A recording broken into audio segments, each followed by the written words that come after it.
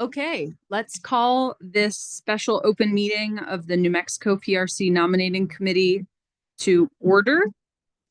Staff, you'll please help us with a roll call. Good morning. Morning. Member Ramones. Present.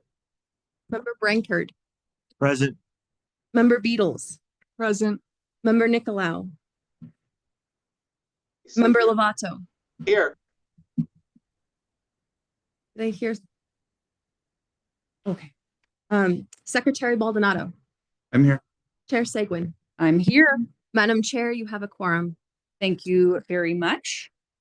Let's say the Pledge of Allegiance. I'm going to look that way. Pledge allegiance to the flag of the United States of America.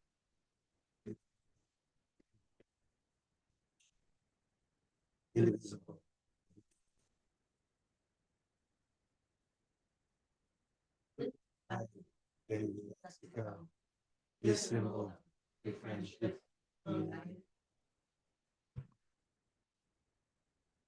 Okay, thank you, everyone. We are now considering the agenda for today. So same rough schedule. We'll have interviews this morning, 9:15 and 10:30. The committee will break for lunch. Our first public comment opportunity and the primary public comment opportunity is at 1 o'clock when we return from the break. We have an hour dedicated to that. Then we have an interview coming in at 2 o'clock. Should we need additional public comment time, we will resume that at 3 o'clock. But again, please join us at the 1 o'clock window for public comment. The 3 o'clock is only if we need additional time. Then we'll wrap up with next steps, and that's the agenda for the day. So any discussion on today's agenda? Madam Chair, I move we approve the agenda. Second. Thank you to you both. Is there any discussion on the motion to approve today's agenda? Hearing none, all in favor, please say aye. Aye. Any opposed? Okay, we have an approved agenda for the day. Thank you all. Announcements, I don't have any. Anyone else have any? Great. Oh, Mr. Brankard. I had a question. At the meeting last month, we talked about staff doing some sort of background check or something. I don't know what did that happen? Is it going to happen? I just was curious. I may have missed the whole discussion last time we decided. Madam Chair, Member Brankard, thank you for your question. Yes, my staff is in process with the background checks, background verifications. Thank you for asking. We plan to have that information for you prior to the November 7th meeting. Well, great. We have 11 minutes until our first interviewee is scheduled to come in, so we can just pause for 11 minutes unless anyone has any other announcements. Madam Chair, I have one more announcement.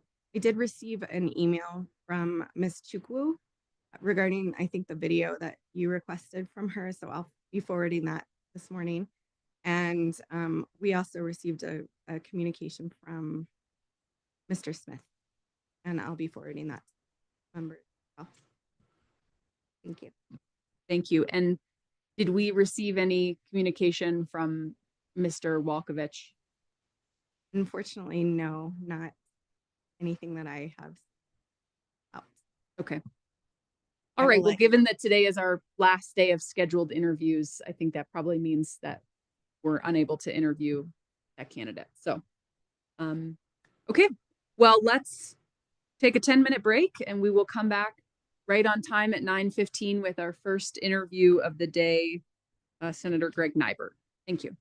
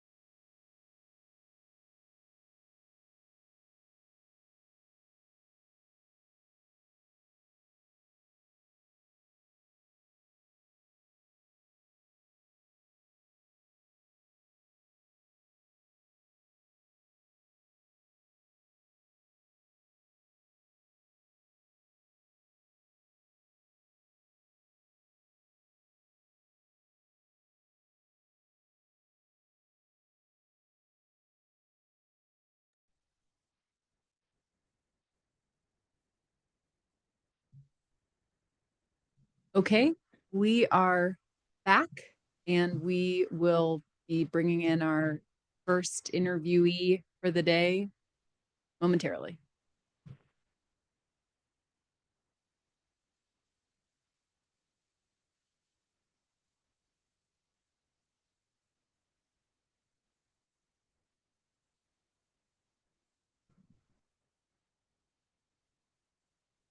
Morning, Senator. Welcome.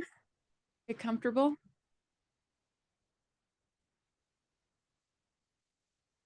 So you know how these microphones work, I expect, but if you wouldn't mind, just have it on when you're speaking. Senator Nybert, thank you so much for being here with us today. We'll go around and introduce ourselves, but first, I hope your family and your community is doing okay down in Roswell with the flooding. So sending that thought to you and appreciate you coming up here. Also, thank you for your thoughtful answers to the questionnaire, taking the time to do that and giving the committee a lot of good information and the public ahead of time. Another reminder for you at the start is that we are live streaming and recording the meeting today. So your face is online on YouTube right now. So with that, I'm Ricky Seguin. I serve as the chair of the nominating committee, and we'll go around and introduce ourselves. I'm Alonso Baldonado. It's nice to meet you, Senator. I'm Denise Ramones. Sydney Beatles. I was appointed by Senator Mimi Stewart, President Pro Tem, and I got my start in utility regulation at the Hinkle Law Firm. During the summer clerkship, they sent me off to research utility rate making and regulation, and there was like all these foreign terms that I had to talk to. Was it Paul Kelly? Is he the? Yes. So nice to meet you. Bill Brancard? And then we have Mr. Lovato as well. Good morning, Ron Lovato. So, Senator, we'll do this pretty simply. We'll ask you to introduce yourself and share any information or background you'd like to share with the committee and those watching. And then we will just spend the next hour taking turns asking you questions from up here. So with that, I turn it to you with any intro you'd like to give. Thank you, Madam Chair, and I will assume that you all have my resume, so I'm not going to go into detail on that. But I would like to say, Madam Chair and committee, it is an honor to appear before you today. It truly is. I never envisioned myself being in this position, but here I am, and I'll explain a little bit as to why. New Mexico is at a crossroads on various fronts. And I believe that one crossroad is energy. And we have an opportunity in front of us to take advantage of the resources that are available to a state positioned as ours is. And I find it exciting to be a part of that process, because I think we have for years exported our energy. Other states have taken the great wealth that's been produced here and created tremendous wealth in other states. I don't want to see us just be an export market. I'd like to see us take and harness energy and use it within the state to create jobs and opportunities for our children. And I believe that the PRC plays an important role in shaping that future. So that is what excites me about being here today. In the third week of July, someone mentioned to me that I should consider submitting an application for appointment to the PRC. It struck me as odd at the time, because I'd never given that any thought. In fact, you all can look on the webcast and probably find some things that I've said about the PRC that wasn't very complimentary. We debated the PRC and the struggles it's had over the years in these very rooms. and saw the corruption and the self-dealing that had occurred. And so being a part of that, never entered my mind. But I did some research. I talked to people who appear before the commission, not only the past couple years, but long term. And what I kept hearing from people is that the appointed commission is working. And that's a testament to Ms. Corey and the commissioners that currently sit in those positions. In short order, the people you selected have begun a transformation of the Public Regulation Commission to put it on a path to become a truly respected institution. And that also excites me, to be part of something that can be built to be revered and respected. And so after my research and hearing the things that the PRC was on a good path, I decided to put together a letter to prepare a resume, which I hadn't done in 45 years, and to submit it to this committee. And so that's what brings me here today, is because of a lot of words of people who have appeared before the PRC that have seen the transformation that is occurring. And frankly, it excites me to be a part of that. I've also heard that from my colleagues that the PRC has done a great job in trying to mend some fences between the executive and the PRC, as well as the legislative branch of the PRC. So I think my talents in that respect can lend continuing to build relationships and get over whatever differences may have been experienced in the past. I believe that I'm at a point in my life where continued service to the citizens of this great state is something that I want to continue. I don't just simply want to be retired out to pasture and I might like to go fly fishing occasionally, but I'd like to do some other things to benefit our state, particularly now that I have a grandson. So that's what brings me here today. And I certainly look forward to responding to any questions that you have on my resume, my history, my work, whatever questions that you all have that are pertinent to this position, I'm prepared to answer. So thank you, Madam Chair. Thank you for that introduction. And you hit some of the first things I was hoping you would hit, which is, why do you want to do this job? What about it? I'm going to ask a follow-up question, something you raised in your cover letter as well as in your questionnaire. Question 1, you talked about your experience with a few different bodies that maybe helped you learn more about energy issues, the Legislative Energy Horizons Institute, as well as the Energy Council. And my question is, with the experiences that you've had learning about energy issues in those forums, what topics are you most excited to tackle as a PRC commissioner? Or what topics are you most excited to learn more about? Maybe it's and, not or. Most excited to tackle, and what do you want to learn more about? Well, I guess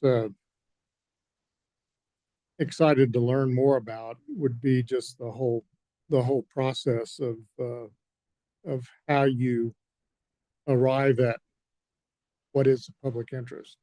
How do you set rates that are fair to both the consumer, people, and still have sufficient incentive for a utility to invest in New Mexico and provide the service to our citizens and to possibly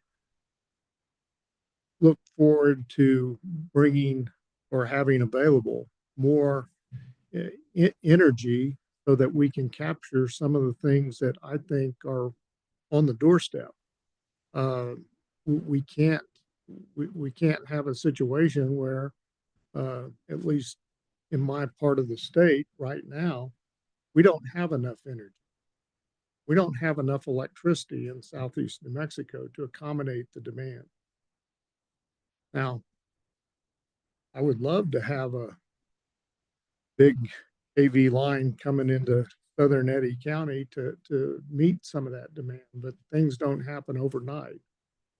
But we need to be able to position ourselves now and in the future to act quickly and to put ourselves in a position to capture the markets that will exist and maybe exist right now with respect to facilities that require tremendous loads.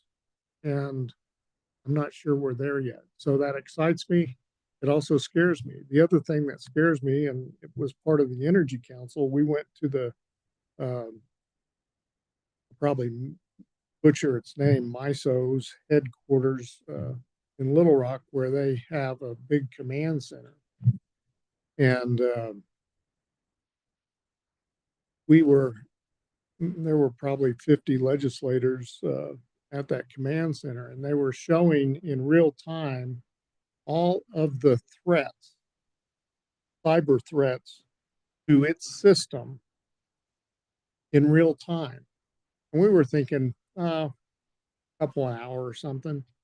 No, it's several a second, several threats that MISO system each second, and they're having to deal with all those threats. Now, fortunately, most of them aren't serious, but the sheer quantity of cyber attacks that a regional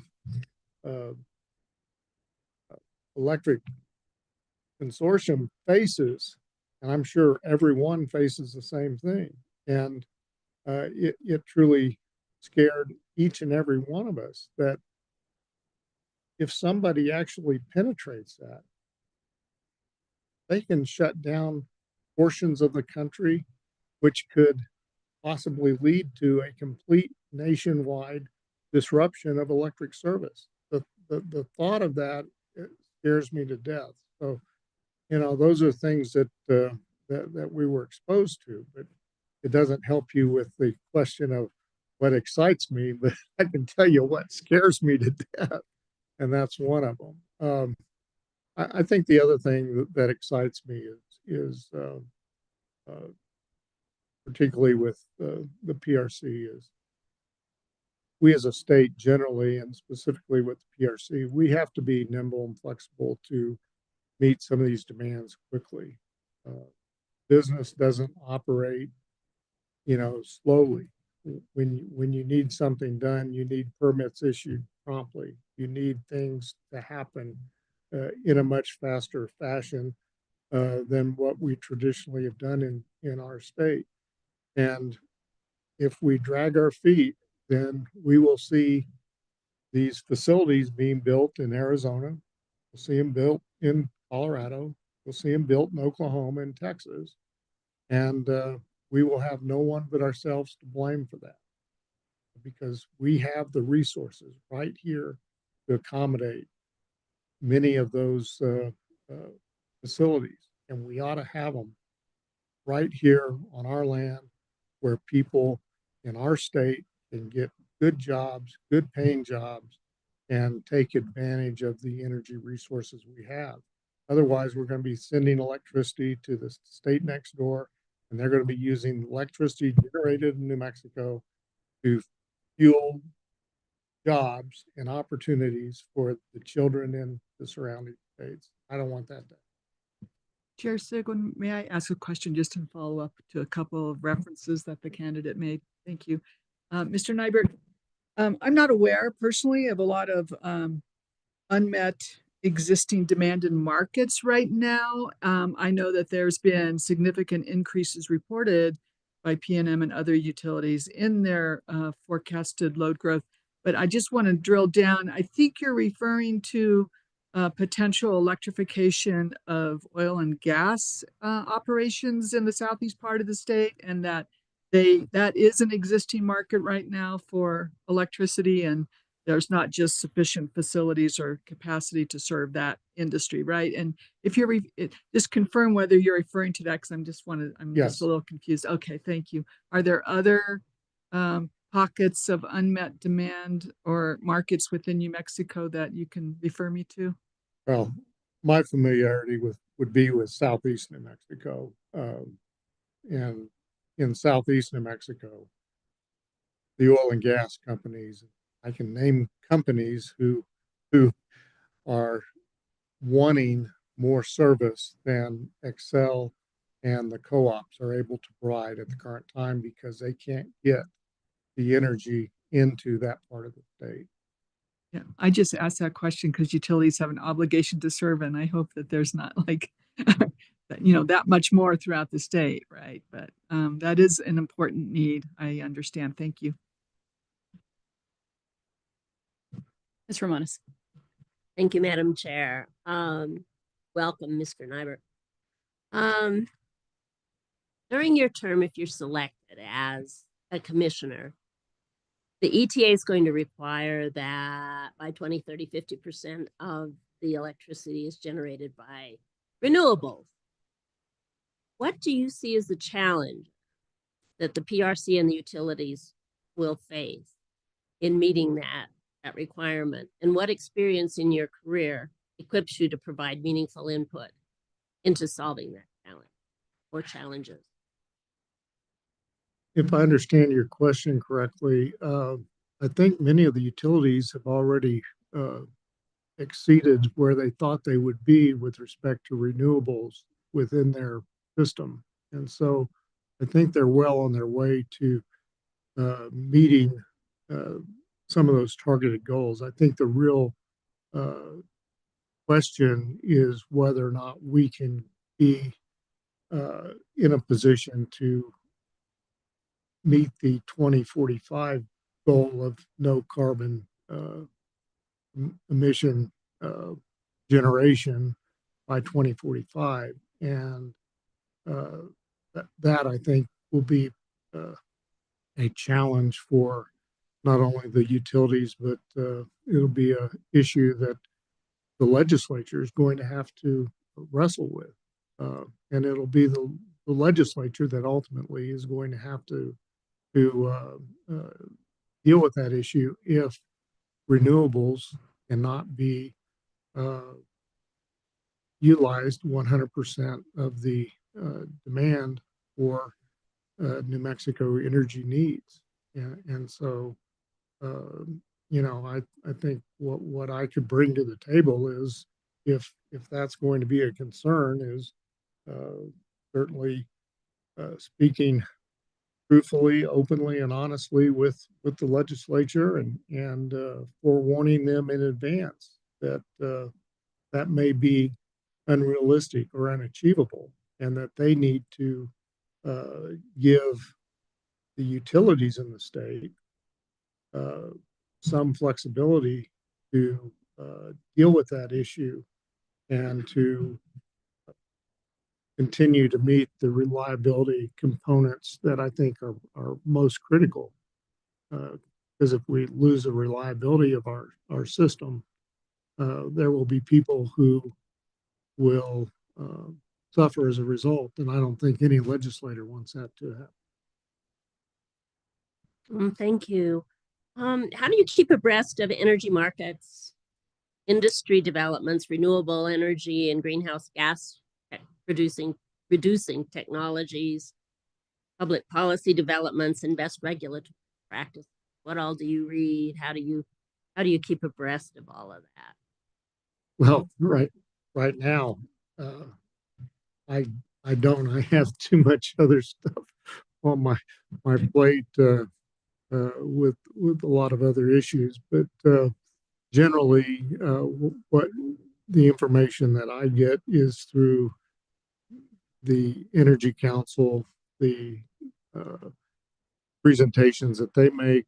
That's 3 times a year. where they have speakers on a variety of subjects, including some of the ones that you mentioned. I've been generally exposed to some of the electric market issues through the course I took as a legislator at the Legislative Energy Horizons Institute. And then this past week, I attended the New Mexico State program on rate making. I think they called it Electricity 101 or something, and was exposed to it. But this certainly is not an area, and I make no representations that this was an area of expertise in my law practice or frankly in my political career. We touched on things as they came up, bills came up, but I'd say we didn't dive deep into those things, and I don't think most legislators regularly read those types of materials. But as a commissioner, I suppose I will be reading a number of publications on a weekly basis to keep abreast of those very issues. Thank you. In your questionnaire, you mentioned experience drafting regulations and giving testimony. Could you just give us a few examples? Okay. You want federal, state, municipal? Also, it would be pertinent to the PRC. I've not done any PRC work, so none on the PRC. Most of my regulatory interaction would be with the State Land Office and the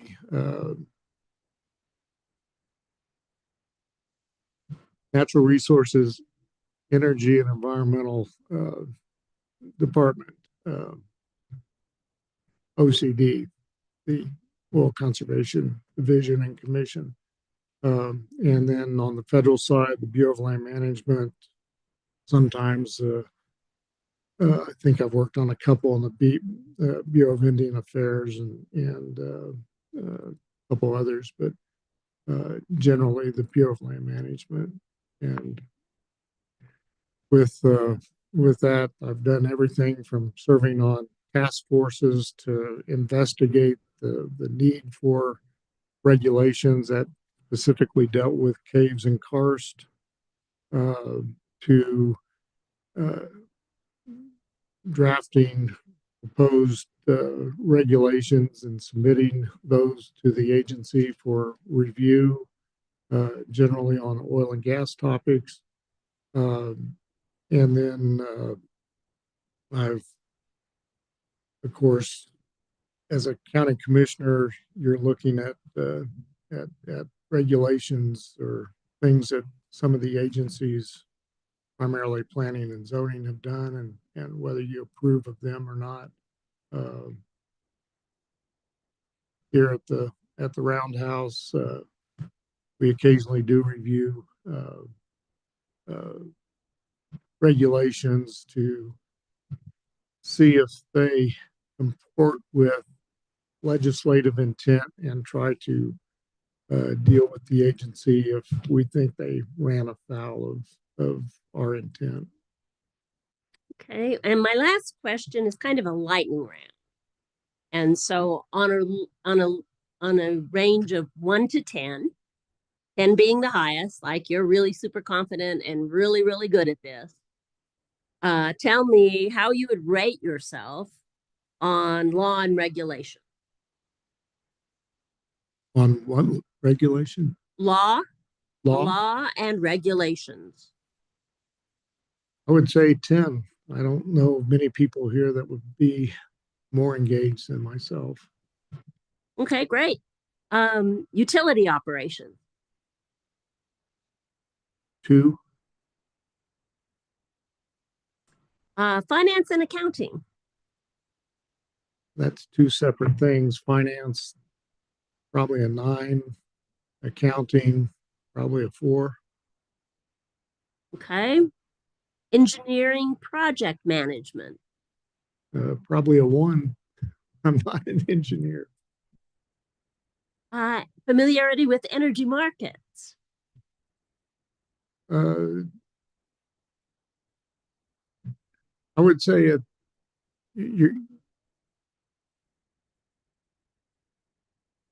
overall, I'd give it a 7.5. You're the most precise person that we have interviewed. Consumer advocacy, standing up for consumers. So the definition is standing up for consumers. Yes. I'm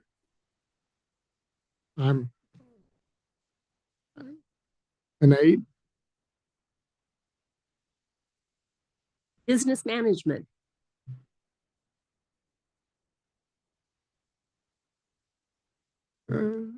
8 or 9, yeah, somewhere in there. Okay. And the last one is leadership. I know you were in the House and they put you in a pretty high leadership position, but how would you rate your leadership? Well, I'd say 8 or 9. Thank you. That's all I have for this round. Thank you, Madam Chair. Secretary Baldonado. Thank you, Madam Chair. Thank you, Senator Nybert. You had, in your opening remarks, you touched on the idea that you have an opinion that the commission is on a good path to becoming a more respected organization or group, regulating body. That was the goal 4 or 5 years ago when the legislature crafted and created this body to send names up to our governor to make those choices. And it seems maybe that's working. Can you expound on that a little bit? Have you had interaction with the current members of the PRC and that sort of thing? Well, as I mentioned, when I started to investigate the PRC this summer, I asked some pretty tough questions because sitting in those chairs a number of years ago, we were very concerned with the activities that had hampered this agency for decades. For all of my professional career, I recall clients and others talking about having to deal with the PRC, and it wasn't viewed as a professional organization. It wasn't viewed as a particularly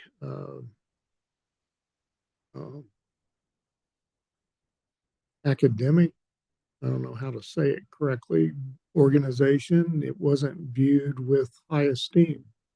In fact, it was generally viewed as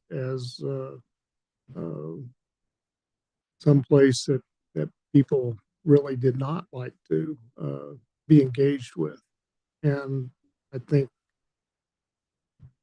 our colleagues recognize that, and legislation was introduced to try to change the system. And so as a legislator, it was heartening to hear that the ideas that had been expressed and debated in this building and the concerns that were illuminated through that process, that it sounds like we got something right. It sounds like the move from a elected commission to an appointed commission with some minimal thresholds of experience or education was actually having an impact on the how the public was viewing the commission itself. How do you feel if you're elected? What would you bring to the table that would even take that maybe to another level, the professionalism? of the PRC? Well, I think I have a reputation in this building of being a straight shooter. I think I have a reputation in this building of being open and honest, and people on both sides of the aisle trust me. They uh, rely on my word. Uh, they call me with questions. They have asked me to do a variety of things over the years. Members of both sides of the aisle. So, I hope what I bring to the table is that an ability to continue to relay to this body, the legislative body, um, the things that it needs to craft public policy moving forward. The commission, as I read the statute, the commission doesn't create public policy. The commission is there to implement the public policy that's created by the legislative branch. And so the legislative branch only works, as you well know, if they have good information. Nobody wants the people in New Mexico to suffer, I assure you. But how you go about addressing that in crafting legislation and trying to create this public policy, which are statutes, to address certain issues, only gets done if you have accurate and good information. And I think that one thing I can bring to the table is an ability to communicate and to bring that information to this body and hopefully to the governor's desk as well. And as you know, this entire building operates on relationships. So I hope that's what I can bring. I hope I can bring some credibility that I've established over many years here in this building to the process. I hope that even though it's not utility related, but certainly I've been involved in energy for all my professional career. I've been involved in natural resources from my UNM days forward. I did projects on the Baca geothermal project up in the Jemez Mountains when I was a senior. So I've been involved in, and that's what drove me to be an oil and gas lawyer. I wanted to do something in New Mexico dealing with resources. Coming from Southeast New Mexico, that means oil and gas. But anyway, I've always been interested in natural resources. And I've been very blessed to have found a law firm that allowed me to practice that. I've had a good career. I've been blessed to be in this body and deal with those same issues and many others that excite me, that give me some self-satisfaction to deal with natural resource issues. And my quest is to continue to be involved in that arena. And this is one way to do that. Thank you, Senator. Ms. Beatles. Thank you, Chair Seguin. I was going to ask you a question about your understanding of how utility rates are set, but given that you just completed a course, you could probably answer that very quickly, right? I could tell you that I sat through a entire week taught by some very learned professors from New Mexico State and elsewhere, and I asked the question of some of my colleagues in the class. I said, "How long does it take for you to be comfortable with this new language and stuff?" And they said, "Well, I've only been a lawyer in this area for 2 years and I still don't have it all down." And I'm going, "Oh my goodness." It is, I got the big concepts. Certainly it's a complicated process. Mhm. And, you know, it was interesting to see all the different aspects and then having to put uh, numeric values to them to arrive at a mathematical formula that could then be interjected into the rate. So it was certainly interesting, but what I really thought was interesting is that it's numbers and things like that. And I've dealt with numbers in my practice all my life, doing oil and gas division orders.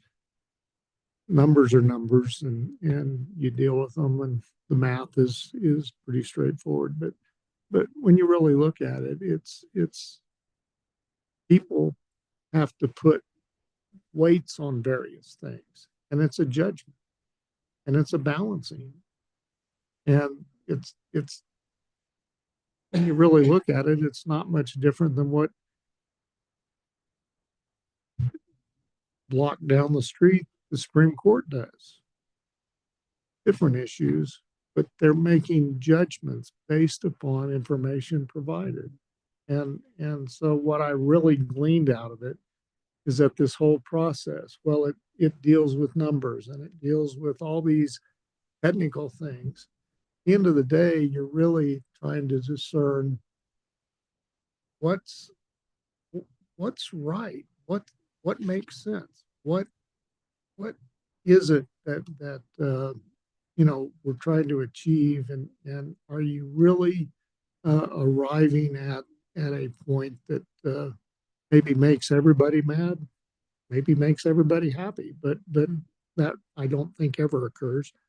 But you arrive at the place that really tries to meet that goal of protecting consumers and still giving some incentive to do the things that maintain the reliability of the system, and maybe encourage additional capital develop or capital investment. And that can't be done with numbers. It's got to be done by people who have a true concern for the entire spectrum, see the big picture, and hopefully that's something I bring to the table. I'd like to pivot to a question about energy development in New Mexico. And it's coincidental that you just referred to the Baca geothermal project, because I was talking to a former utility division director, Bruno Carrara, last night about the future potential of geothermal development in New Mexico. And earlier you said that New Mexico is at a crossroads, and that you would like to see more energy being developed, used within the state and not just for export. And do you have any ideas about what regulatory tools or mechanisms you would have as a commissioner, or what regulatory levers you could pull to make that happen? Well, I think the Grid Modernization Act does have some tools in it to allow maybe fast tracking of some things. I think in this world that we're in, we're going to need more authority like that to act more promptly as opportunities arise. If someone wants to invest, $25 billion in putting a data center in New Mexico, we need to be able to react to that quickly. Because if we don't, it's going to find its home someplace else. That's just a fact. It's going to go where it can get the permits in a reasonable time period. And so I don't want to see New Mexico continue to lose out on things because our regulatory environment, this is not just PRC, this is across the board, frankly. And I do Yeah. have one more question. So, and I don't want to take up too much time. So, and the next one is a pivot to the Community Solar Act. It was passed in 2021, and none of the selected projects have yet broken ground, I understand. So, have you been following Community Solar Act implementation? And do you have any ideas about what the issues are, or whether the commission should be doing anything differently? I don't know whether the commission should be doing anything differently. I can tell you that the Community Solar Act, it was rather interesting when we adjourned from that session of the legislature. I got home, we adjourned, I think it was on a Thursday. I got home on Friday. I had 15 phone calls waiting for me from these so-called solar energy companies wanting to put a community solar project on our farm that happened to be right next to the city of Roswell and had some good electricity infrastructure in place. And, they just came out of the woodwork, and it was people you never heard of. And it scared me then that what did we just do as a legislative body? Um, you know, because it was immediate. It wasn't, months later. It was, I mean, everybody was coming out of the woodwork trying to do these things. As a law firm, we've represented several people in town where they tried to get those community solar projects off the ground. In fact, I think one is actually somewhere. It's not built yet, but it's.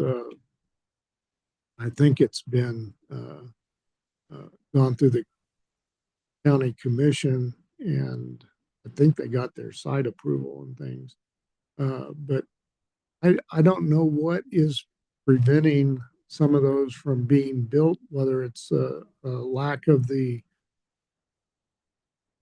promoters, as I'll call them. That may not be the right word, but the person that's trying to put these things together, whether they have done their work sufficiently to bring these things to fruition, whether they can't get the financing or whether they can't get the subscriptions that are required under the Community Solar Act.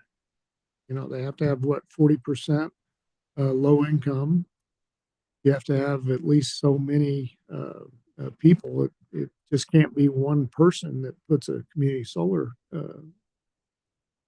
project together. It requires multiple people, and so I don't know where the hangups are on that, but I do know that at least one has gone to our county commission in Chaves County, and I believe they got the siting approval for it. But I can tell you, it's not built. Now we have other solar installations that are in Roswell that have been expanded actually, and we're happy to have them.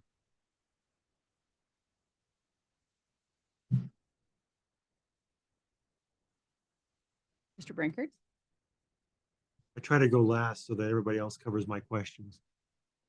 And I've been this time around tending to ask questions about people's qualification. And so you probably have the briefest summary of qualifications of anybody who has applied for this, since you've had one job and you've described it basically in 2 sentences. So I wonder if you could just elaborate a little more, Senator, about what your practice in natural resource law is. We go on for days talking about all the matters you've had, but is it transactional? Is it litigation? Is it more real estate oriented? Is it more business oriented? Give us a sense of what a day in the life of Greg Nybert, the lawyer, is. Okay. Well, I find it difficult to talk about myself, but anyway, the fact of the matter is, I'm primarily noted as being an oil and gas lawyer. What is that? Well, I do not do any litigation.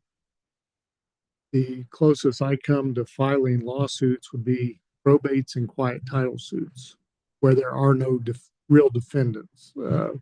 There's defendants involved. Litigators get to do that. I sue unknown heirs and unknown claimants of interest, so they don't show up at the courthouse. So that's the only litigation experience that I would have. But as an oil and gas lawyer, I've done all gamuts of representing primarily oil and gas clients, from drafting contracts, drafting very complex contracts, to rendering title opinions for acquisition, drilling, and division order purposes. Division orders are a difficult mix generally. You're telling a production purchaser who to pay oil and gas proceeds to. So it requires a lot of calculations and a lot of understanding of what interests were created and how you translate those interests into dollars, what have you. So that would be the bulk of my practice, would be preparing title opinions, contracts, and joint operating agreements, what have you. Now, related to that, over the years, I've done significant financing work. We've done financing work for most of the major lending institutions in the United States, and they require opinions that they want to make sure that the security interests they're taking in New Mexico property can be enforced if the borrower defaults on their obligation, and that they will secure good title to the properties should that borrower default. So I have that experience as a natural resource lawyer over the years. I've worked on solar projects, which also involved a little bit of electric transmission projects. I've worked on the first wind farm that was built in New Mexico, up east of Fort Sumner, west of Clovis, in the House, New Mexico area. Represented some ranchers on negotiations with Florida Power and Light at the time when they proposed that wind farm up there, and it's still producing energy today, as I understand it. And so I've been involved in some wind projects.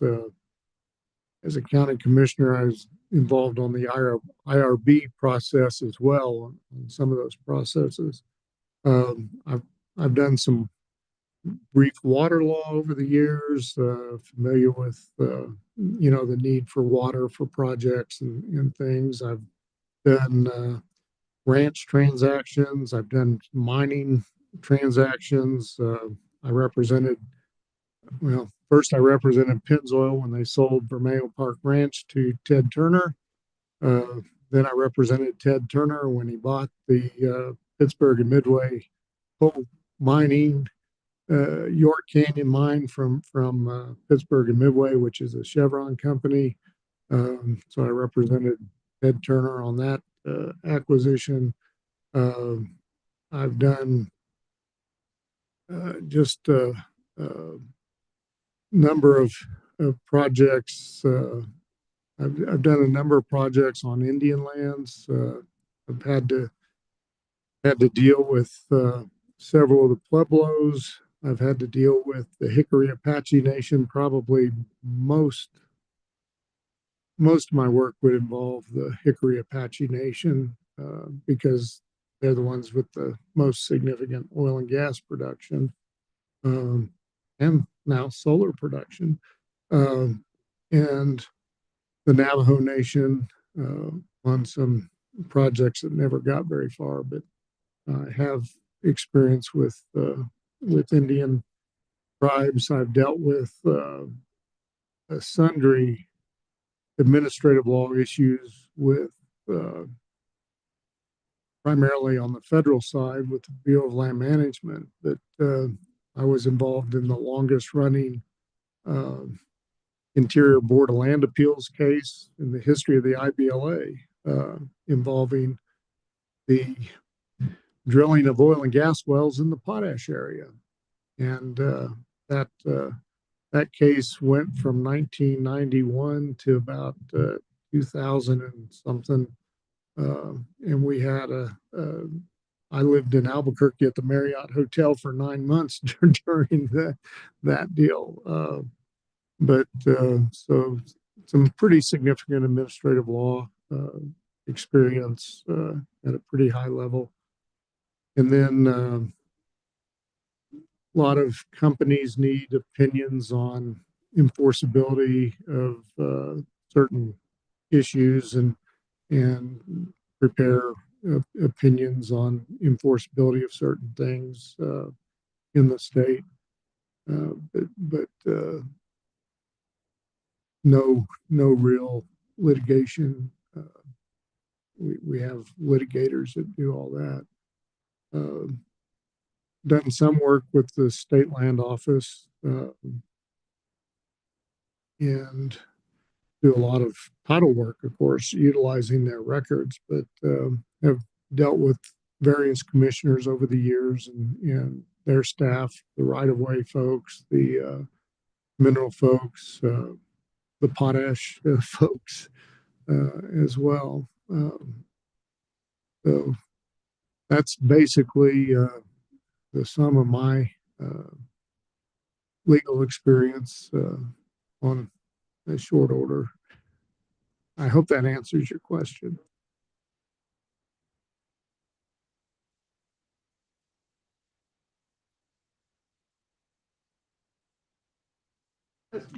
Bill. Right. I was going to ask you how you thought the Loper-Bright decision would affect the review of decisions at the PRC, but I think other people need to ask a question.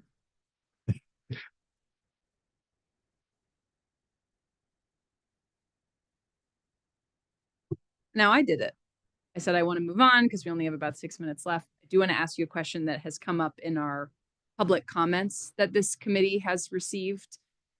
Throughout the public comment windows that we've had, we've heard about the urgent need of addressing climate change.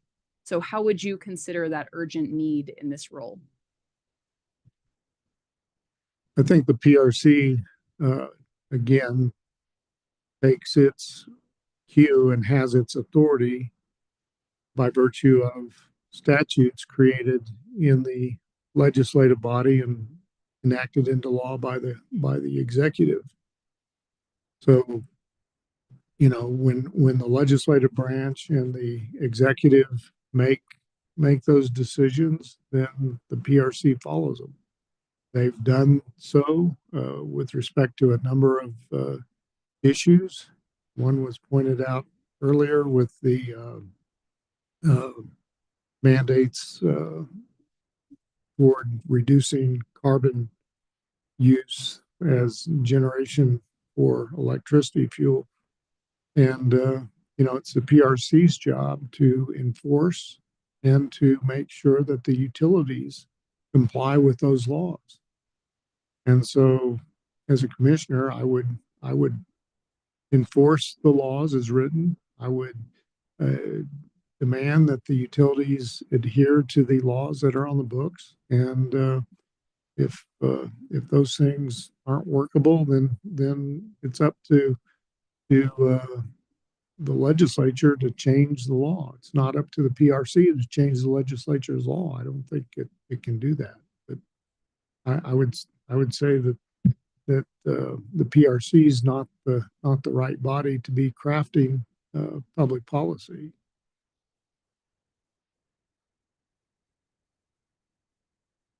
By way of follow-up, I'm struck by your answer that you gave about setting rates, that, I feel like there's an analog here, that there are numbers, there's equations, but ultimately it's a value choice. You're deciding what number to assign to each value.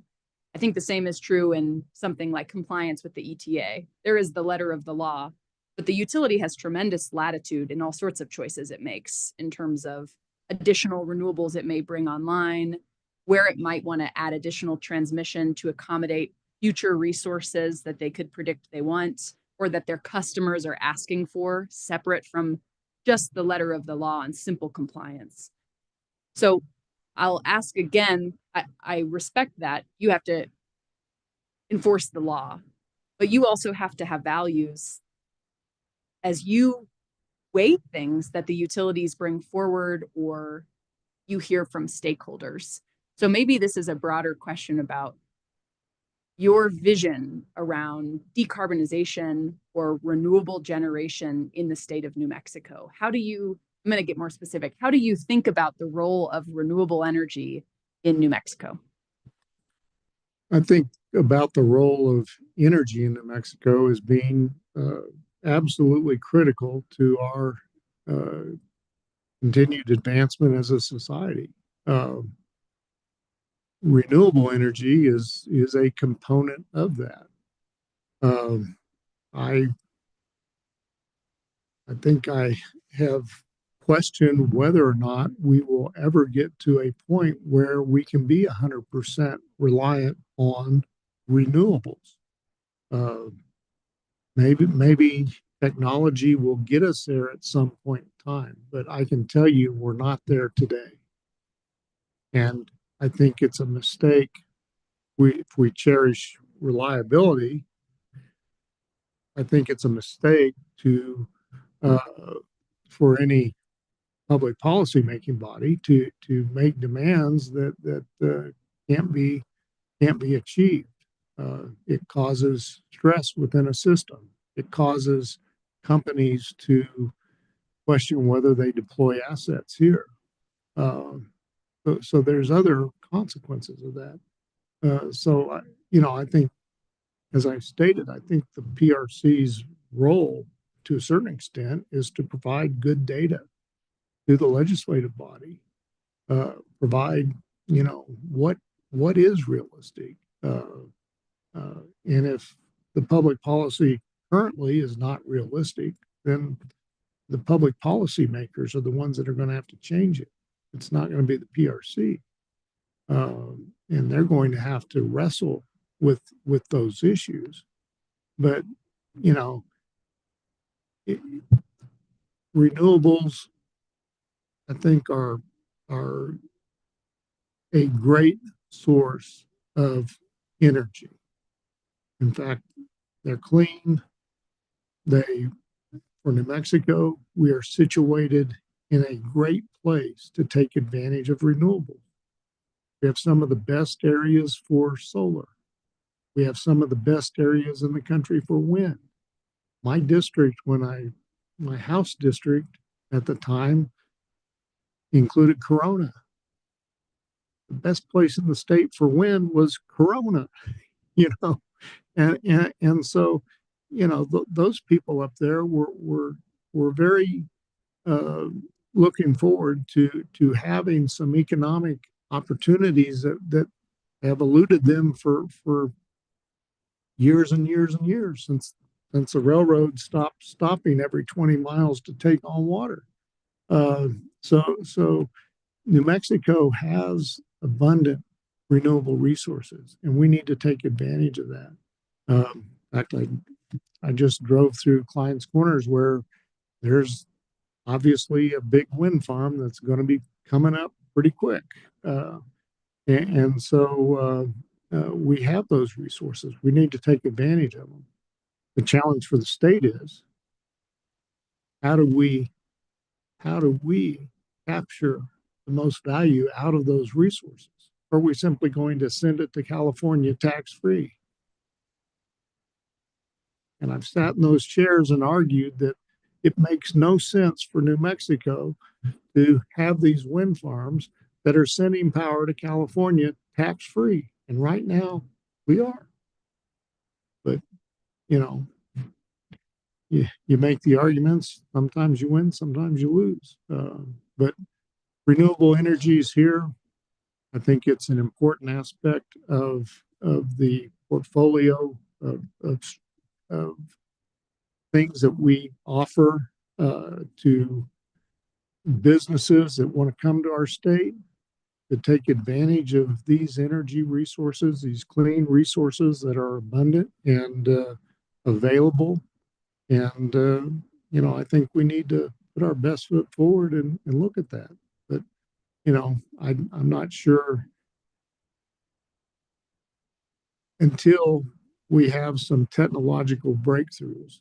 I'm not sure we ever get to that 100%.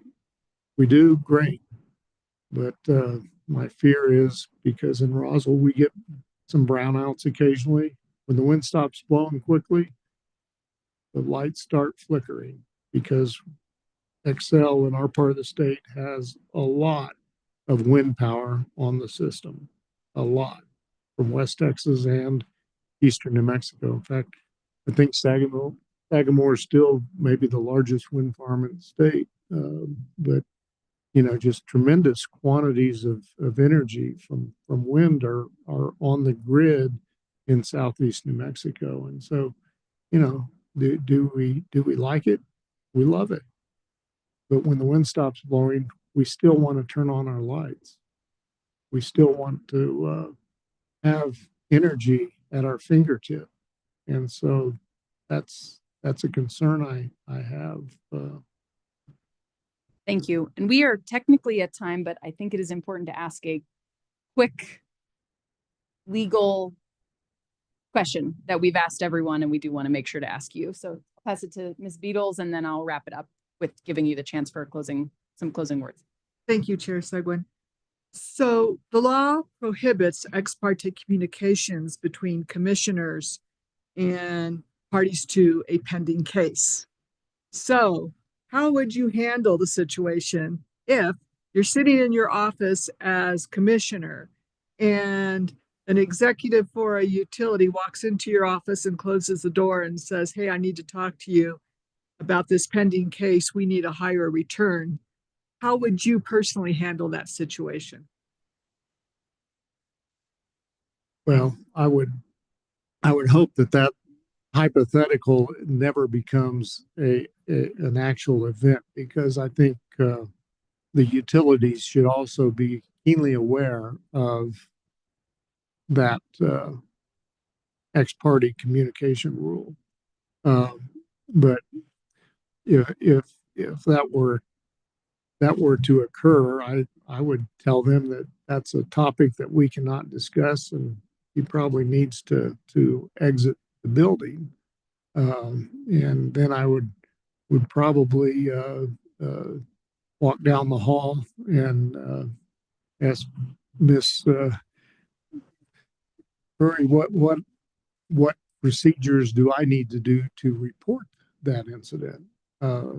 Because I think that's a blatant violation of the ex parte communication rule. And even though there was no substantive communication, I think it needs to be noted that the effort was made by an individual, and that my response was to not receive any substantive communication from that interaction. And I thought you were going to ask me about some of my concerns with the ex parte rule that I've already discussed with the chief of staff. Yeah. Well, thank you. And I don't mean to just pick on utilities, because it could happen with an intervener as well. Yeah. But thank you very much. So, Senator, thank you again for your time today and all the time you've put into this process leading up to it. We appreciate all of your answers, and it sounds like you've done a lot of research and homework to make sure that this is an opportunity you're really interested in. With that, I will give you the opportunity to leave us with any closing thoughts. Well, Madam Chair and committee, I do want to express my appreciation to you all because you take time out of your schedule to do something that is tremendously important. And I commend you in this committee for what it did a couple years ago.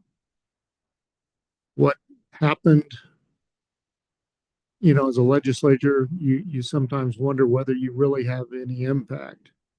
But as I researched this, it was obvious that this process that we came up with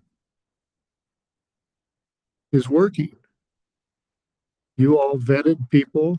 I understand you had many, many, many people to go through. And you came up with a commission that set the course for resurrecting an agency that had frankly fallen on its face and needed some heart surgery. And I think to your credit, the governor's credit, they have taken great strides in bringing about a commission that I think is something that we were hoping for, but not necessarily expecting. I think we were hoping for this, but not expecting it. So I'm very pleased that it's working, and it excites me to be a part of that process. So thank you all. With respect to myself, I put my name out there. You all decide if I get my name sent to the governor or not. I think what I bring to the table is some things that the commission would find useful. Commissioner Aguilera in his interview 2 years ago, when you all asked what talents or what would you like to see of a commissioner in the other commissioners, he hit on 2 points: legal, policy. Here I am. I bring maybe not the legal depth of an Ann Kelly or some others that have served in the electric side of things for 40, 50 years. But I do bring at least some knowledge of this area, and certainly a lot of depth in energy. I prepared myself unknowingly by attending some things that I didn't know I'd be sitting here today. The Energy Council, which does some oil and gas, but I mean, frankly, it's mostly focused on electricity. And then the Legislative Energy Horizons Institute was a little oil and gas, but mostly energy. In fact, they traipsed us all over the northwest part of the nation, going through hydroelectric dams and nuclear facilities and other things. So, I've become exposed to it, and I've certainly made my own personal investment to try to bring myself up to speed by attending the course last week. And so I'm serious about this effort. I think I bring some unique qualities to the commission that don't exist. I'm from Roswell, New Mexico, out in the middle of nowhere. And certainly has some challenges, as I mentioned, that need to be addressed. And so I see that my experience, my knowledge, my dedication, and my background should enhance the work that has been commenced and should be beneficial to making this commission truly an agency where there's high esteem for the decision-making process, that there's high esteem for the making sure that due process is met, making sure that people are heard, making sure that the conclusions that are arrived at are well supported by the evidence in the record and not just based on a purchase at a jewelry store down the street or what have you. So I look forward to this opportunity if it's afforded me, and I appreciate your consideration of my application. Thank you very much. Thank you. Okay, we will take a 5-minute break, and if we need to push it to 10, we can. And then we'll reconvene at 5 minutes, and if you all aren't here, it'll be 10 minutes. Okay, 10:30 is what we're aiming for.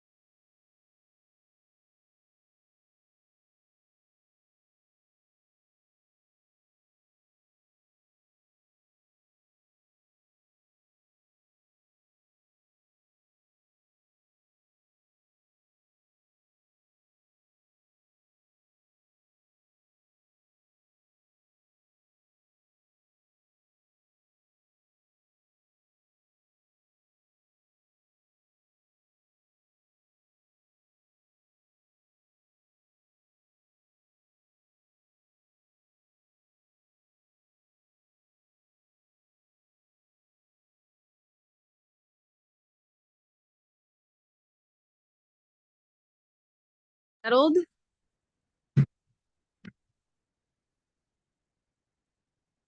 And I think you are familiar with these mics, but just be sure that the green light is on, please, when you're speaking. Great, thank you. It seems to be working. Good. Well, welcome. I like your coffee mug. We're twins today. Appreciate you making the time to come over here and appreciate your continued interest in serving on the New Mexico PRC, Commissioner Ellison. We will go around and introduce ourselves so you know who all you're speaking with today. And a reminder to you is that we are live recording this, live streaming it, and then it will be posted as well to the YouTube page. So with that, I am Ricky Seguin. I serve as the chair of this committee. Good morning, Commissioner Ellison. It's nice to see you again. I'm Alonzo Baldonado. Good morning. I'm Denise Ramones. Sydney Beatles, nice to see you again. Bill Brancard. And Ron?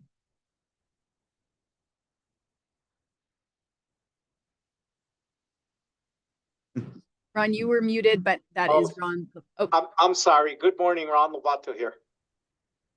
Good morning. thank you. So we have an hour together. We're starting a few minutes late, but if it is okay with you, we'll just shift it back by 5 minutes so we have the full time.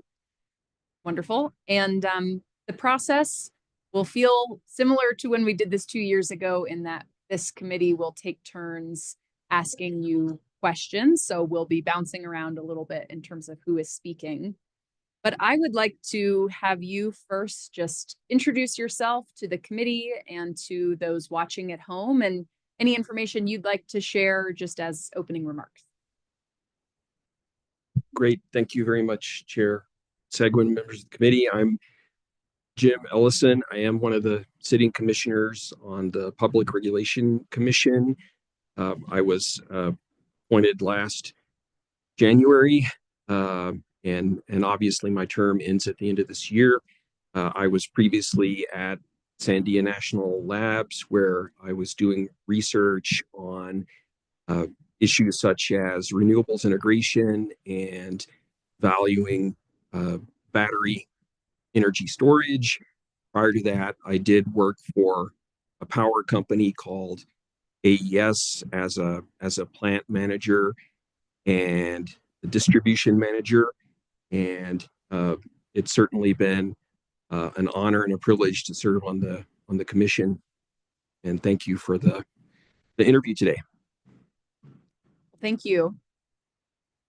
Your questions, you have the fortune and misfortune of having 2 years working as a commissioner under your belt. So we're able to ask you some questions about your experience so far and how that might inform your actions on a moving forward basis for a full 6-year term.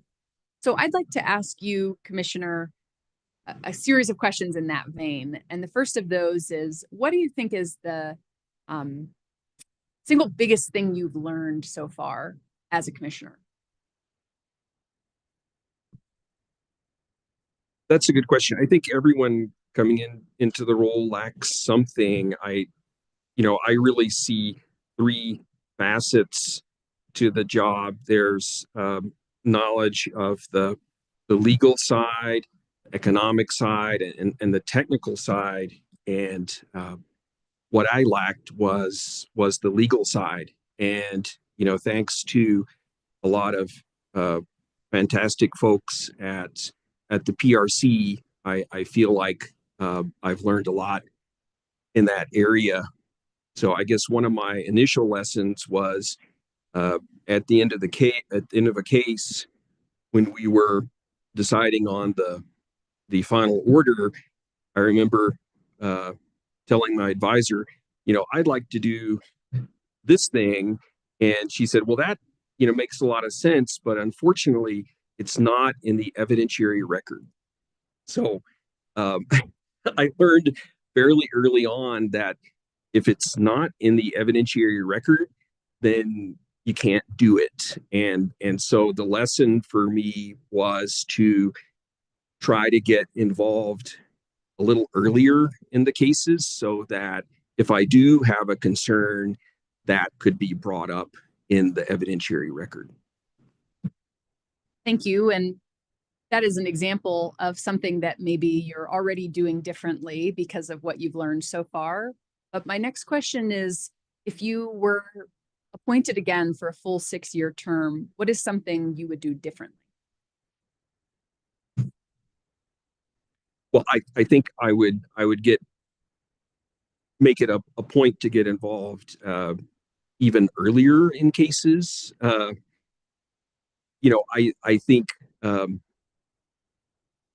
at the PRC, those familiar with it know that we're somewhat on a treadmill with the cases that the utilities bring before us. We can't control the timing and the number of cases that get brought before us. So, and many of those have statutory deadlines. So, we are on a treadmill dealing with those utility generated cases, but at the same time, we can and have been doing rulemakings. And so, even though it is difficult against the backdrop of all these cases that have a statutory deadline, I think it's extremely important to focus on the rulemaking, because I think that can, in the end, potentially reduce the number of utility generated cases and reduce the number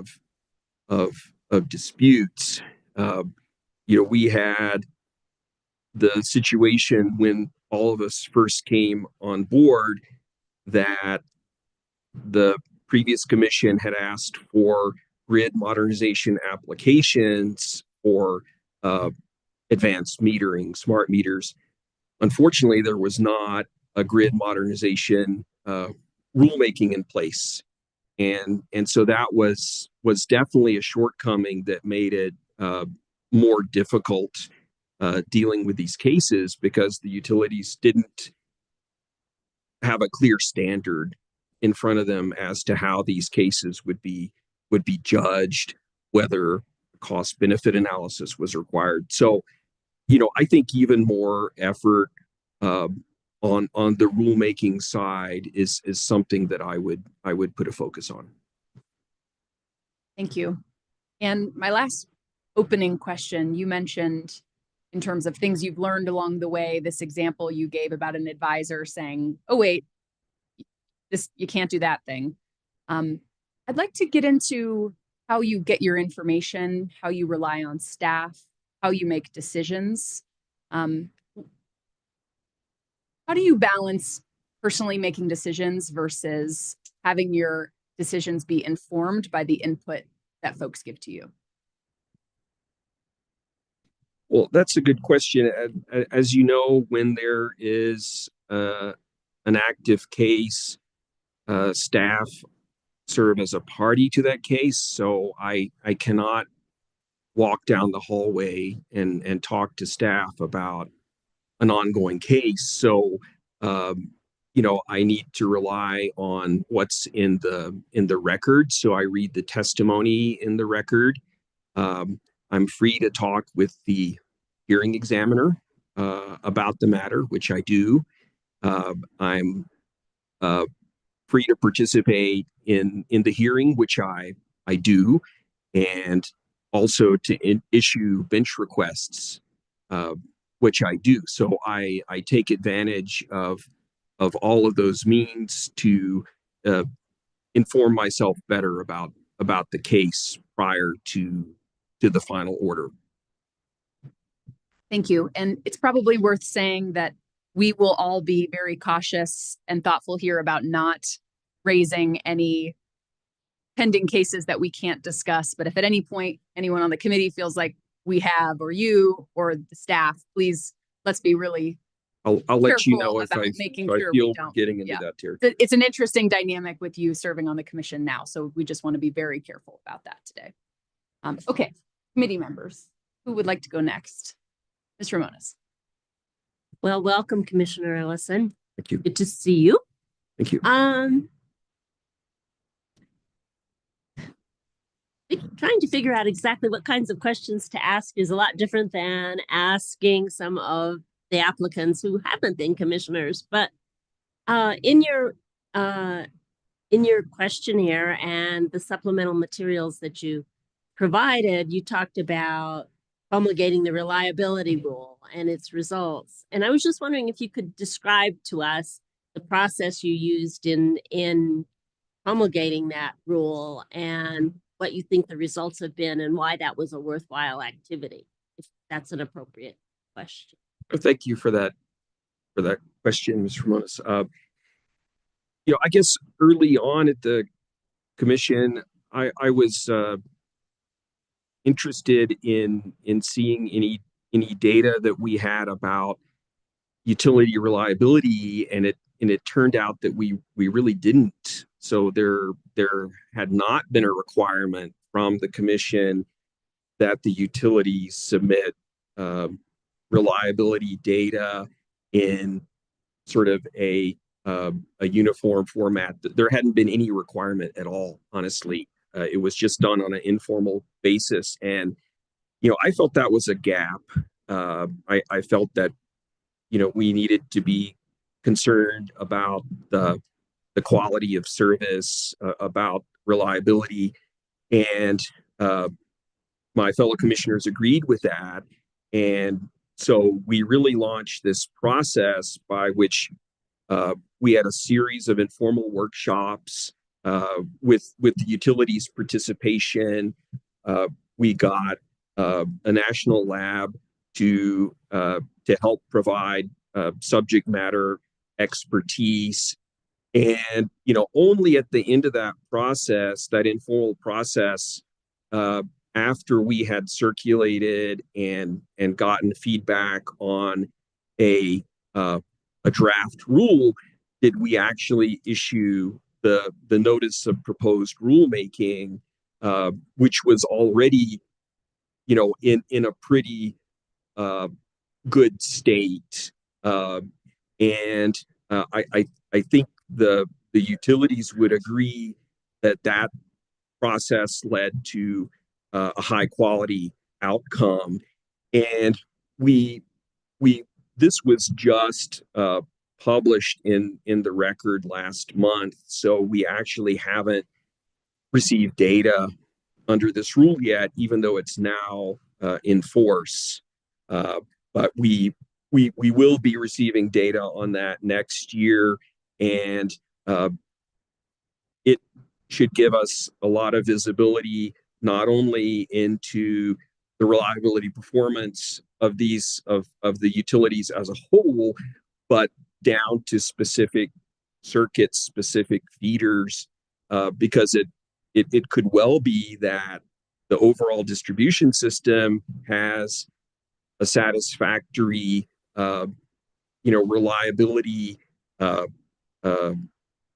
performance, but you could have individuals on feeders who are deeply unhappy with their service, that they could be getting interrupted for 8 hours straight multiple times a year.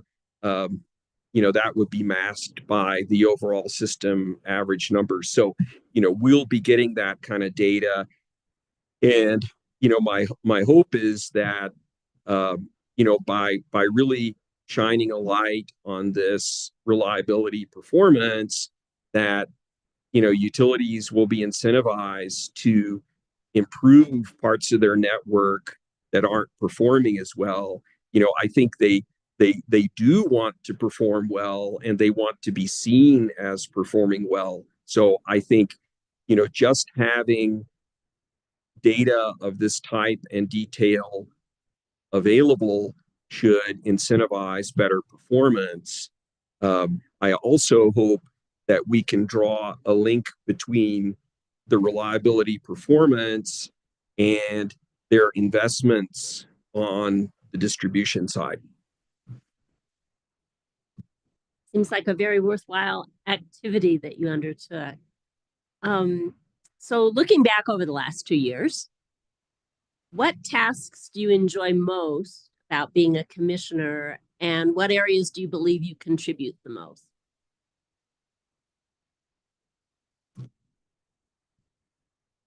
That's a hard question. You know, uh, I do enjoy the process of really looking at the problem holistically and, trying to come up with a solution to it, and proposing that solution.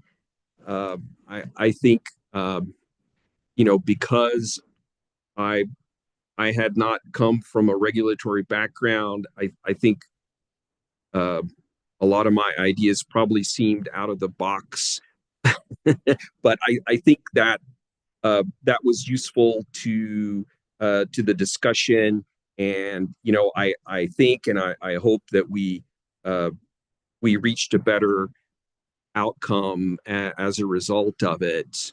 I do uh, uh, enjoy asking questions and uh, understanding the proposal and just thinking through some possibilities. Okay, thank you. And if you're given another term, so another 6 years or 6 years, what would you like to focus on? What do you think are the big problems that you really want to tackle as a commissioner? Well, I see really the biggest overarching issue is, how can we navigate this energy transition while maintaining reasonable rates?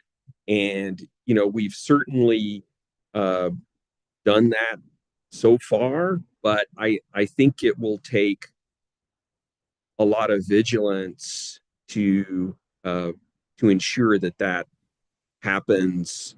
So I think, that's always going to be my high level focus. Um, we're already at quite high levels of renewables. For example, uh, PNM projects to be at 53% renewables next year, uh, as their RPS uh, standard. But if you look at actual variable generation on the grid, which includes voluntary customers, like Meta would be considered a voluntary customer, you're well above 60% already. And so I think we just need to continue to be vigilant about uh, keeping the rates reasonable through that transition. Okay, thank you. One last question, and this is a little bit, this isn't the kind of question I could ask anybody other than someone who's already been a commissioner. So years ago, the New Mexico Supreme Court favored stipulated agreements or settlements. In more recent times, commissioners have moved away from giving them much weight. What's your view of stipulated agreements and settlements? Yeah, I think that's a very pertinent question. I think obviously there are many advantages to that. That the parties all think it's fair. It's not going to be appealed. At the same time, you have to really scrutinize, well, who were the parties to this case, and were they really representing all the interests involved? I mean, you could have a case in which, let's say, the NMDOJ did not participate, and you've got large customers, and you've got the utility, and perhaps you might have a concern that residential customers didn't really have a seat at the table in that particular stipulation. And so, I don't think it should be automatic that, because it is a stipulation that you approve it. I also think with rate cases, it might be prudent to have in mind, gee, every few cases, maybe we really ought to have a litigated case so that we can really, have a close scrutiny as to the numbers here. So maybe we don't want to have 4 or 5 stipulated rate cases in a row. Thank you. Thank you, Madam Chair. Secretary Baldonado. Thank you, Madam Chair. Thank you, Mr. Ellison, for your answers so far. In the 2 years that you've had the opportunity to be a commissioner, have you been able to make connections within the legislative bodies, the House and the Senate, and or the governor's office as well? Well, that's a good question. I certainly have, met some individual legislators, and, it's largely been at other events. But, I really, and I've always been and continue to be open for conversation, but, I have not made an effort to try to lobby for some position or to argue for some measure. I tend to think that that it's if the commission makes a decision to back a given measure, then we would have a vote and we would back that as a commission. So I've really avoided trying to argue for specific legislative measures myself. Thank you for that answer. Do you have individual staff, or does the PRC chief of staff have anybody that's assigned to just sort of monitor the bills that get introduced throughout the session? This way you kind of are abreast of what might be coming down. We do have an individual who is focused on that. Thank you, Mr. Ellison. Ms. Beatles. Thank you, Chair Seguin. Commissioner Ellison, I guess my first question is about resource adequacy. And it's my understanding that evaluating whether utilities have adequate resources to serve their future projected load involves a lot of complex modeling, software modeling. And I just want to know whether you think the agency has sufficient resources to get involved and verify the modeling or really understand it, and if not, is it a matter of budget? Is it a matter of internal training? What do you need to do more of that? Because I think it's going to continue into the future, and any thoughts you'd like to share about that would be welcome. Well, I think that's an important point.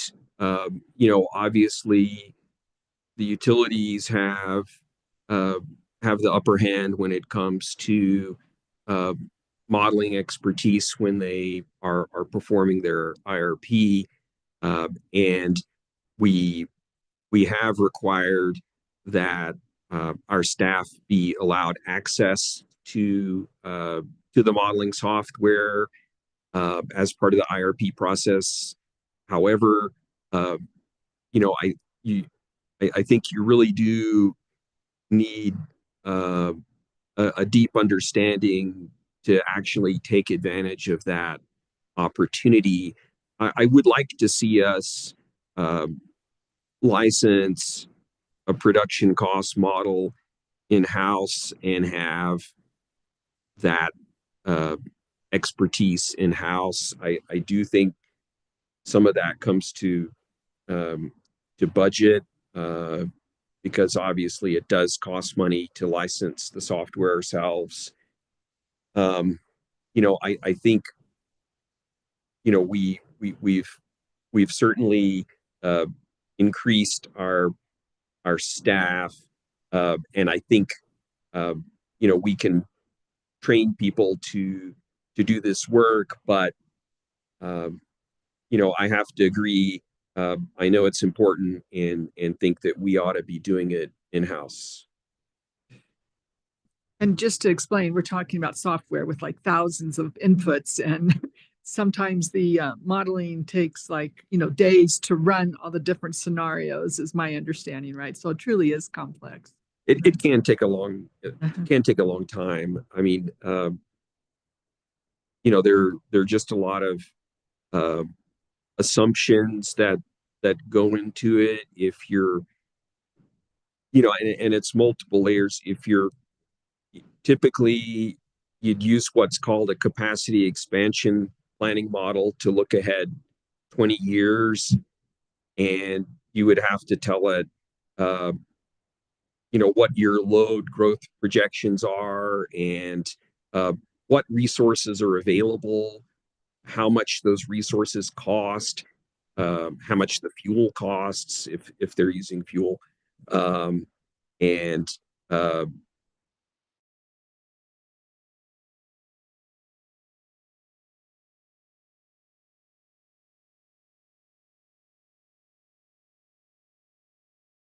storage resource that gets developed that's really cheap and that is a real game changer. I mean, you have to use inputs that you can reasonably foresee. So yes, there is a lot of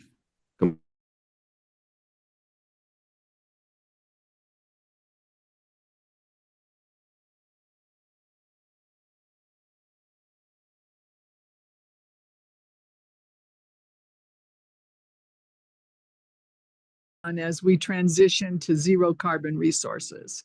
And while ultimately the law requires or puts that obligation on the utilities, still it's the commission, it's the regulators that oversee that transition and approve the utilities' decisions and plans along the way.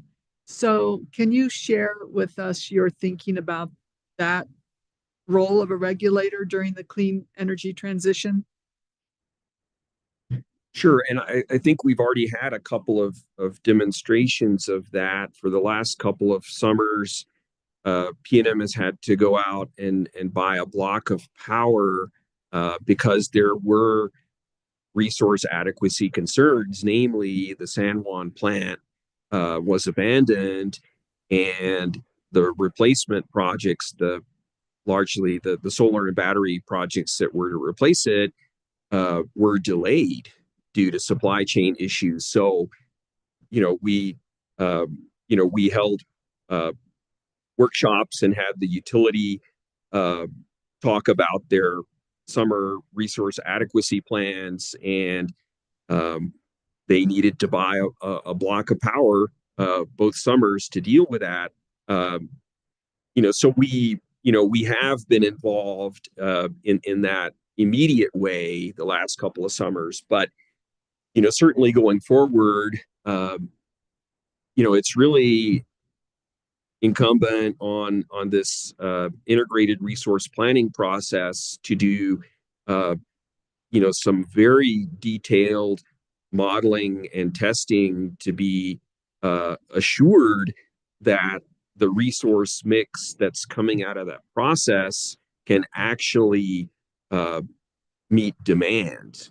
That if you've got a lot of wind, say, well, you ought to be testing some historical years where wind performed very poorly to make sure your other resources can compensate. So, I think it really is incumbent on a rigorous IRP process to ensure that resource mix is up to the task of meeting demand.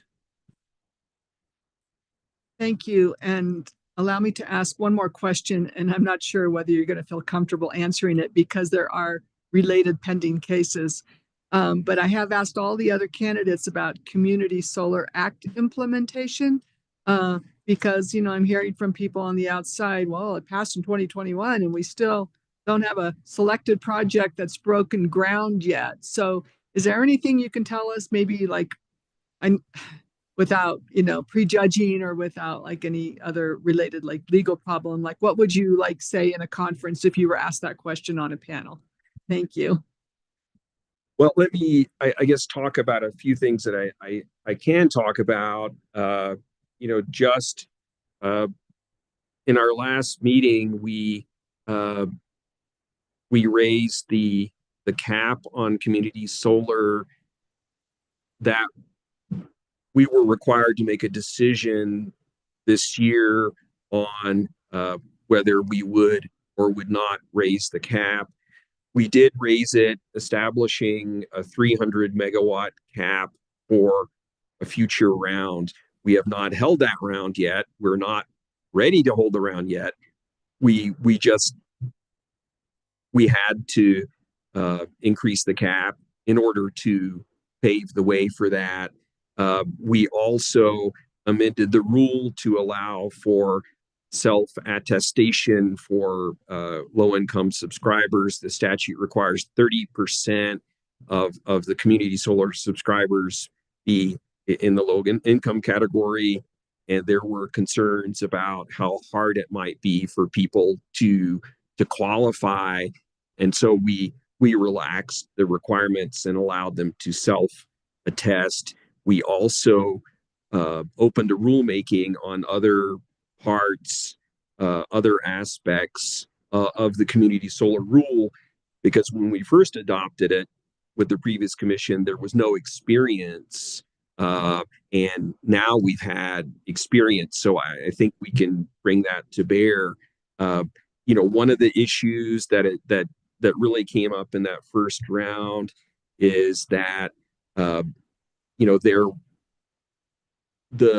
developers had no indication as to the interconnection costs. So they didn't know where in the system would have low costs or high costs for the interconnection. And that turned out to be a big problem, because some of them got real sticker shock as to the cost of interconnection, and maybe they wouldn't have proposed that project in that location.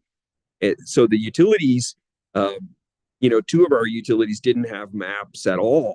If you have a hosting capacity map, you could look and you could see, where it might be harder or easier to interconnect. So two of them didn't have hosting capacity maps at all. P&M had a hosting capacity map, but it really is geared for residential customers in cities, not so much if you're looking in more outlying areas for very large solar plants. So I think one lesson learned is it would be a good idea to sort of make the interconnection level of difficulty clear up front. There were also some boundary disputes. There was a community solar that said they were in the SPP territory. SPP said no, they're not in our territory, and it was sort of a boundary. So a lot of interesting things came up as a result of that process. But the thing that I can't go into detail about is currently we have a pending docket on the tariffs, the community solar tariffs, the solar bill credit. And I know some developers have complained, and until there was complete clarity on that, they felt that they couldn't go forward. So hopefully there will be soon some clarity on that. But I do think it's important to start to see some of these community solar plants actually get built see subscribers before we move on to a second round. I think it would be a shame to not fully learn the lessons that have come out of this first round. I know it's frustrating. I know it's taken a long time.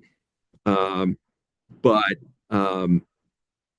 community solar isn't easy, and there are a lot of states in which it's failed. And I really hope and believe that it can be a success in our state. And I think we just need to really fully learn the lessons from this first round so that we can improve upon the process for the second round. Yeah, it sounds very involved, and that's very helpful. And I just wanted to give you an opportunity to address that because I have asked related questions of the other candidates. So thank you. Mr. Brancard. Thank you. Early in your opening statement, Commissioner, you mentioned something about wanting to get involved in cases earlier on. Is that correct? And I think you Correct. mentioned something called a bench request. That's right. Okay. You submitted a filing with us. I'm sorry, a filing with. Well, it was submitted As part of the application. excuse me, as a supplement to your application materials. I'm sorry. I did submit a I issued a statement to I believe it was SPS on their competitive process. I just wanted to include a sample document. Okay, and is that an example of you getting involved in the process? Well, I think it is an example. I mean, a bench request would look different. It would look like a series of questions that the utility or a party needs to answer. So that would be requiring answers to questions is certainly one form of involvement in a case. And in this particular instance, it was involving the request for proposals that SPS was getting ready to do. And as part of the IRP rule, the integrated resource planning rule that we have, they need to show us in advance what they intend to issue, what RFP they intend to issue. We are given the opportunity to comment on it, and then they can incorporate our comments or not, but they get our comments prior to issuing a final RFP. So that is one form of involvement. Okay. I guess in 30 some years of doing administrative law in the state, I've never seen anything like this. In this case, would all three commissioners be sending comments? Potentially. This is part of our integrated resource planning rule. It was adopted under the previous commission. I think numerous issues were identified with the old integrated resource planning process, and so this was an effort to correct those. But yes, all three commissioners could submit comments. In this case, I believe two of us did. Is there a process for each commissioner to notify the other commissioners before you submit a comment? There is not. We see it appear in the record like everybody else. So you could submit a comment, and then one of the other two commissioners could submit a comment going, "Don't listen to Ellison. What you really need to do is." Potentially, I mean, that would be highly unusual. They would probably express their opinion, which may or may not match my opinion. But again, the specifics of this integrated resource planning process is that the commissioners are given the opportunity to express their opinions on the soon to be issued request for proposals. and the utility may take or leave them. That's just the process that got put into place with our rule. Okay. Let me shift slightly. And so I know we asked about this at the last set of time you were in front of us about the relationship between the commission and staff, particularly the hearing examiner. And now that you've had 2 years of working with the hearing examiners, do you have any thoughts about that process? And do you mean about the nature of the relationship between the yes. commissioners and the hearing examiners? Yes. Well, I mean, certainly we can and do communicate with hearing examiners freely. I think we've developed trust and working a relationship with each other. They know that I'm never going to insist on a particular outcome for a recommended decision. I just wouldn't do that. The way it's set up is in a way a system of checks and balances that the hearing examiners come up with the recommended decision that they truly believe is the proper decision, and then the commission receives it, and then we do what we like with it. We can either adopt it in full, adopt it in part, change some things, or reject it entirely. So it really is for the purposes of checks and balances, that independence of the hearing examiners to come up with the recommended decision they want. At the same time, they value input from the commissioners in subject matter questions, or our involvement in the hearings, our involvement in asking bench request questions, and certainly the hearing examiner is aware of every minute detail in the case, and so they're a real resource for us to talk about the case, and we can communicate freely with them, unlike with staff. So I would say that we have a very positive and trusting relationship, and they know that they issue the recommended decision that they feel is right, and at the end of the day, the commission makes the decision that it feels is right. So when you receive, say, one of these lengthy recommended decisions from a hearing examiner, do you think the commission has the tools to be able to really go through that decision and review it? Absolutely, we do. Absolutely. So whether it's, ourselves with our advisors, we have the Office of General Counsel at our disposal. We can talk to the hearing examiner about it. So, no question, we can dig into any aspect of that 200-page recommended decision that we want.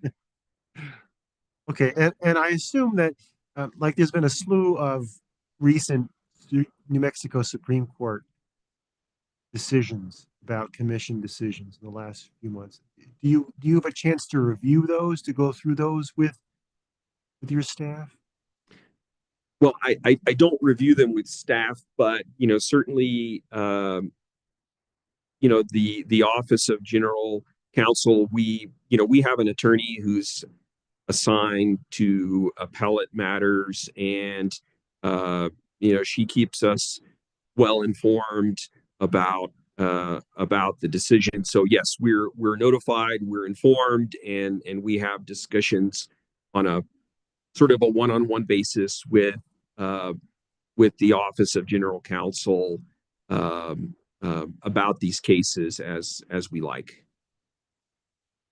Because I just read this Coalition for Clean and Affordable Energy decision that came down recently, where a hearing examiner took sort of a somewhat unorthodox interpretation of a statute, the commission, and it was probably your predecessor commission, appeared to simply rubber stamp it, and then the Supreme Court just said, well, wrong.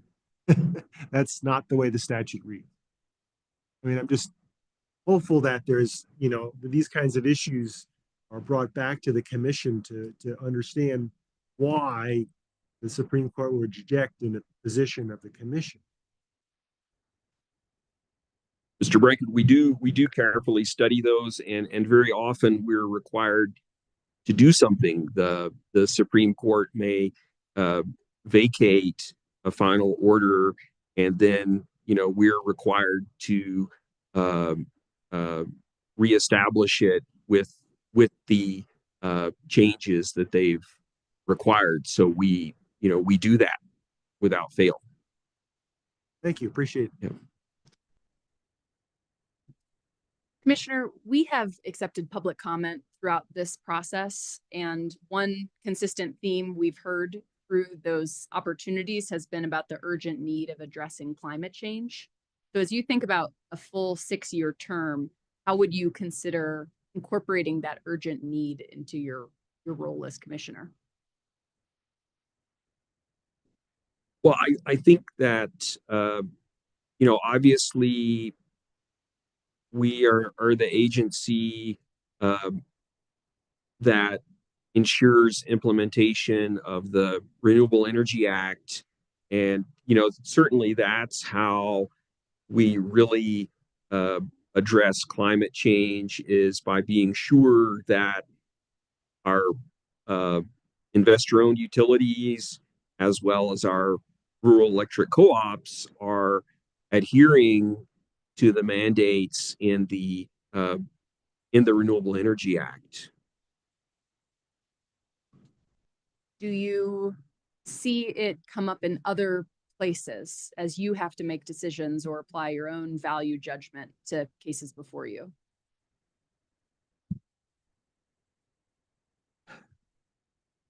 There are a few other places. For example, we recently adopted an Energy Transition Act rule on carbon dioxide limitations, and this applies only to PNM, since they were the only utility that could take advantage of the Energy Transition Act and take advantage of the securitization of the undepreciated asset in the coal plants. So we did establish CO2 emission standards for PNM by rulemaking quite recently. But certainly, I guess the question comes up sometime. The Renewable Energy Act really goes in a step stair fashion, how it goes up to 40% next year, and then up to 50% in 2030, and 80% in 2040. That obviously utilities cannot just remain at 40% and all of a sudden in 2030 jump right up to 50%. I mean, projects don't work that way, and they really have to increase more in a linear fashion, and so I think issues like that do come up. By how much should the utility be exceeding the given renewable portfolio standards, and should it be compensated for exceeding the renewable portfolio standards?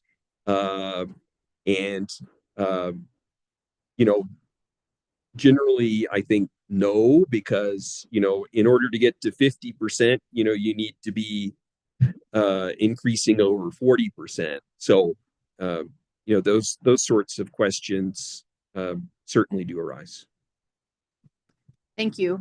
And you may remember 2 years ago, I assume I asked you how you would like to be remembered or known for at the end of your term. You don't have, this is not a quiz on what you said, but a little bit of reflection on how do you think you are known as a commissioner right now?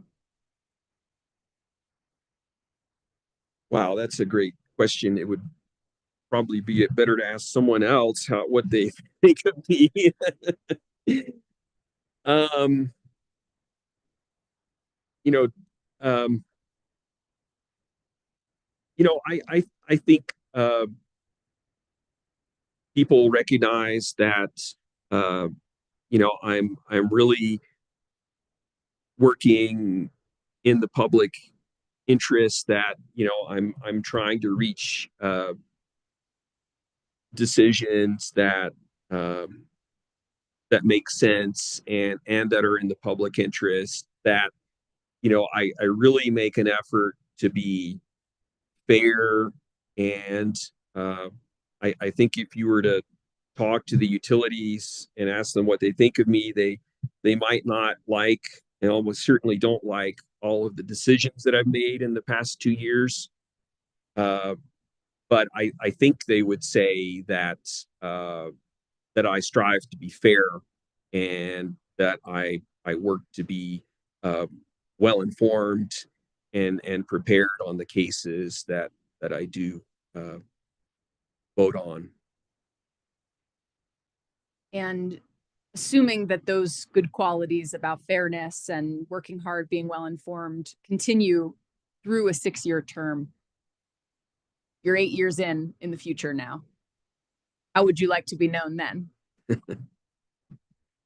Well, I would like to be known as someone who really uh, put forth effort on the rulemaking side, and advanced and helped codify some high quality rules that really are uh, in the public interest. um, I would like to make sure that the energy transition is successful, that the utilities are hitting their mandates, and at the same time that rates remain low. Um, I was just in San Diego, and I noticed the local utility SDG&E, their residential rates. If you're not on the time of use rate, uh, your first block is 40 cents a kilowatt hour, and your second block is 50 cents a kilowatt hour.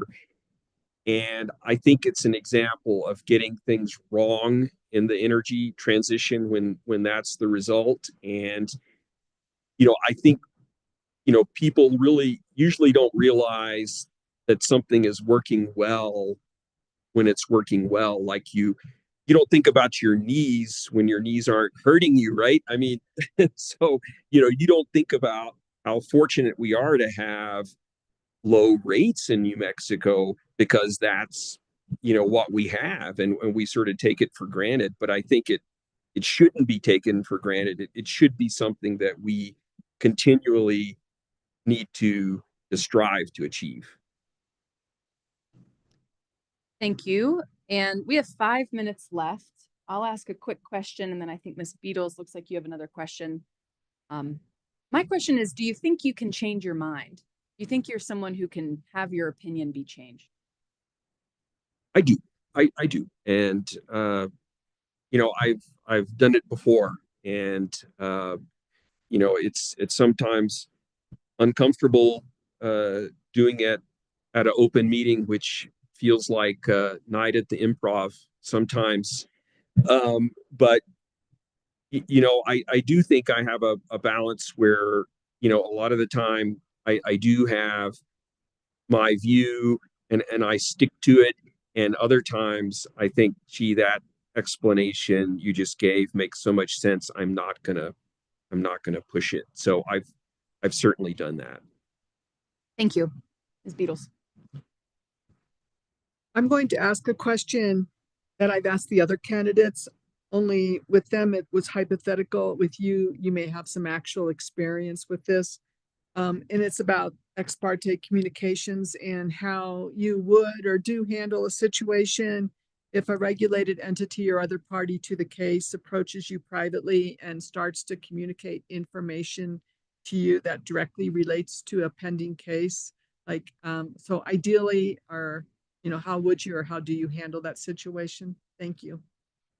Like, well, I'm happy to report I've never had that happen.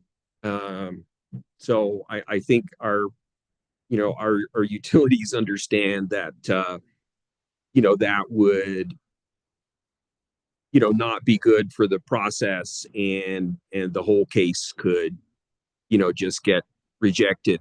So I mean, personally, I would just have to shut the conversation down and say I can't talk about that. But again, our utilities are very well informed and understand ex parte rules, and I just haven't been in that position, but I would do that. All right, I have one more question for you. Maybe this is the last one, Commissioner Ellison. In your questionnaire, you mentioned that you believe it's possible to meet the mandates and goals of the Energy Transition Act at a reasonable cost. What steps must be taken to achieve this? Well, I think, again, we have to be to do a good job with the integrated resource planning. I think, we really need to think about, whether it might make sense to do some pilot plants. A current issue obviously is long-term. It's not clear where we're going to get long-term energy storage in New Mexico. There have been some attempts to develop pump storage hydro on the Navajo Nation.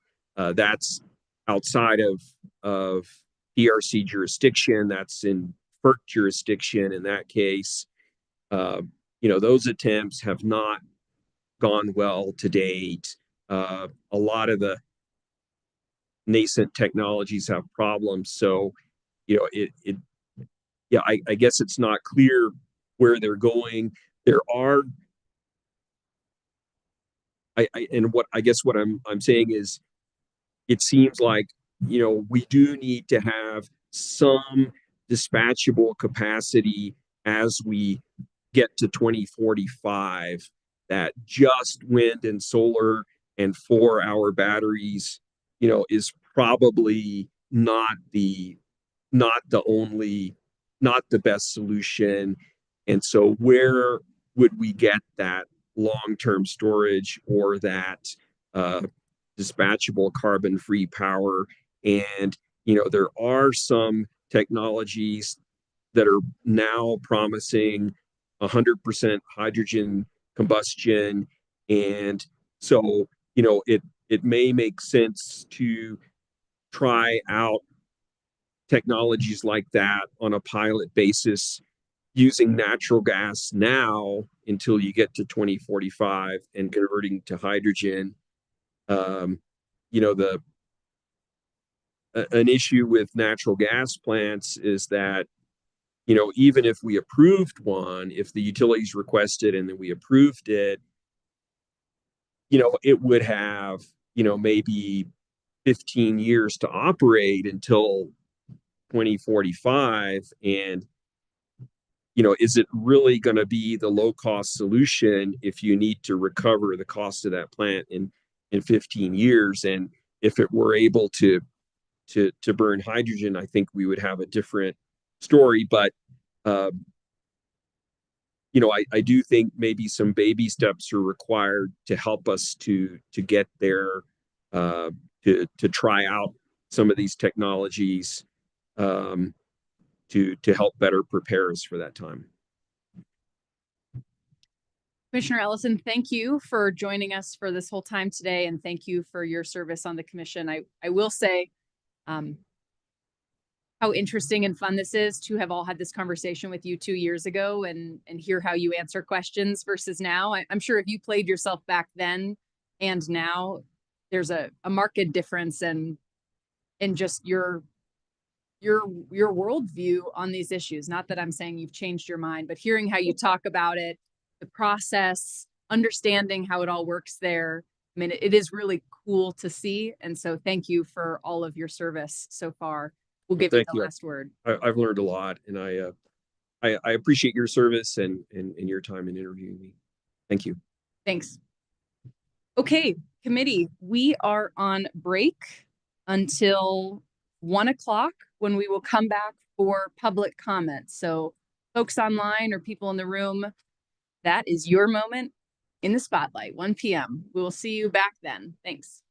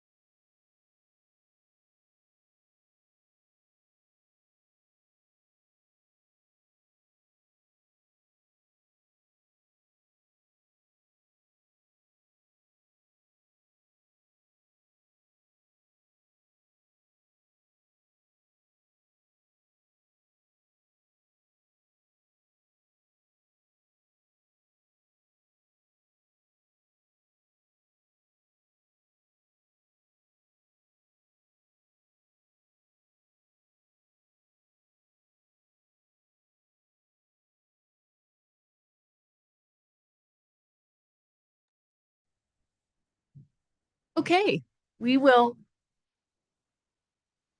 start again. So we are on the item of our agenda now, focused on the opportunity to receive public comment. So is there anyone in the room who would like to give public comment? Seeing one. Come on down.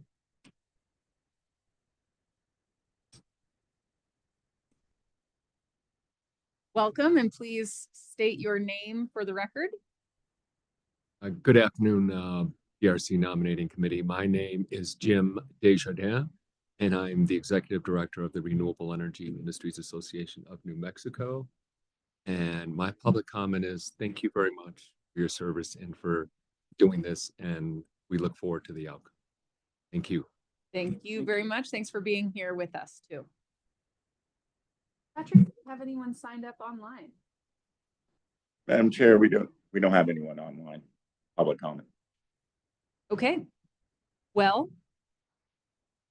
we will remind everyone that we welcome your input and participation. Our final meeting will be on November 7th, and we will include public comment that day in our initial musings. It will probably be toward the beginning of the day. That way the committee has time to consider that public comment prior to any decision making. So with that, we will take a recess until 2 p.m. when our final interviewee arrives for the interview. Thanks, everybody.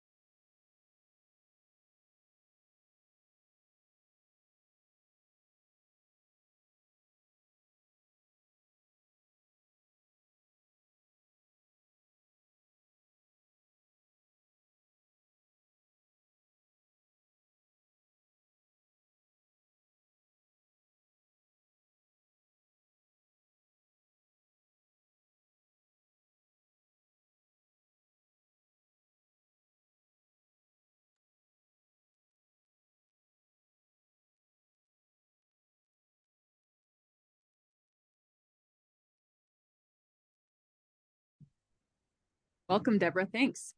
Go ahead and get situated and we will call the meeting back to order. Guess I don't think we're good. Okay, super. Welcome back, everyone. We now have our final interview of the day with Ms. Deborah Hicks. Thank you very much for being with us today, Ms. Hicks. We will do a few things. We'll introduce ourselves so you know who you're speaking with. And then our process here is we're just going to take turns asking you questions. Wouldn't that be a surprise? We're just answering questions. No, but we'll ask you those. We have an hour scheduled with you. And as a reminder, this interview is being live broadcast as well as recorded and posted to the PRC YouTube page. So with that, my name is Ricky Seguin and I serve as the chair of this committee. Good afternoon. It's nice to meet you. My name is Alonzo Baldonado. Good afternoon as well. I am Denise Ramones.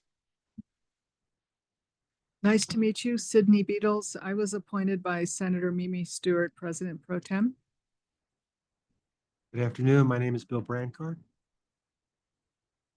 And do we still have Mr. Lovato online? We do not right now. Okay, so there's a chance we may have another one of our committee members, Mr. Ron Lovato, join on the webcast. All right. Presently not up there. First of all, from me, thank you very much for your time and your interest and position, for coming up here in person for the interview, for taking all the time to pull together your materials, for answering our very detailed questionnaire. We really appreciate it. And so I wanted to start out by just thanking you for all the work you've put in so far. How we've been doing this with our previous interviewees is giving them the opportunity to introduce themselves to us and to the public watching and provide any opening statements or things you might want us to know.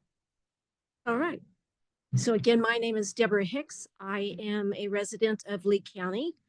I'm a licensed professional engineer in the states of Texas, Kansas, Oklahoma, as well as New Mexico. I am a business owner. I have Pedigree Associates, which is a consulting, engineering, surveying, and construction services firm, southeastern New Mexico. Was licensed in the 70s. And since that time, I have actually worked on a variety of projects, engineering projects that would include energy, manufacturing, residential, just a myriad of things. A civil engineer in a smaller regional community tends to be the small-time doctor. And so we do a myriad of projects over the years. And I have a husband who's also a licensed professional engineer, come from a family of professional engineers, my father, my father-in-law, my two brothers, so forth. So it was something that my mother had to put up with quite regularly. I'm a past regent for the state, New Mexico State University, served there for 6 years, and I was chair for 2.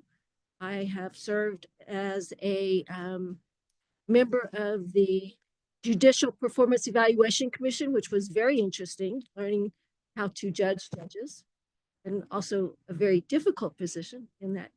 And then I've served on a myriad of other things. I am currently president of the Association of Consulting Engineers Council here in New Mexico. And I apologize, and that's the reason I was out of town, because it was our fall conference. And as president, I needed to be there for our state.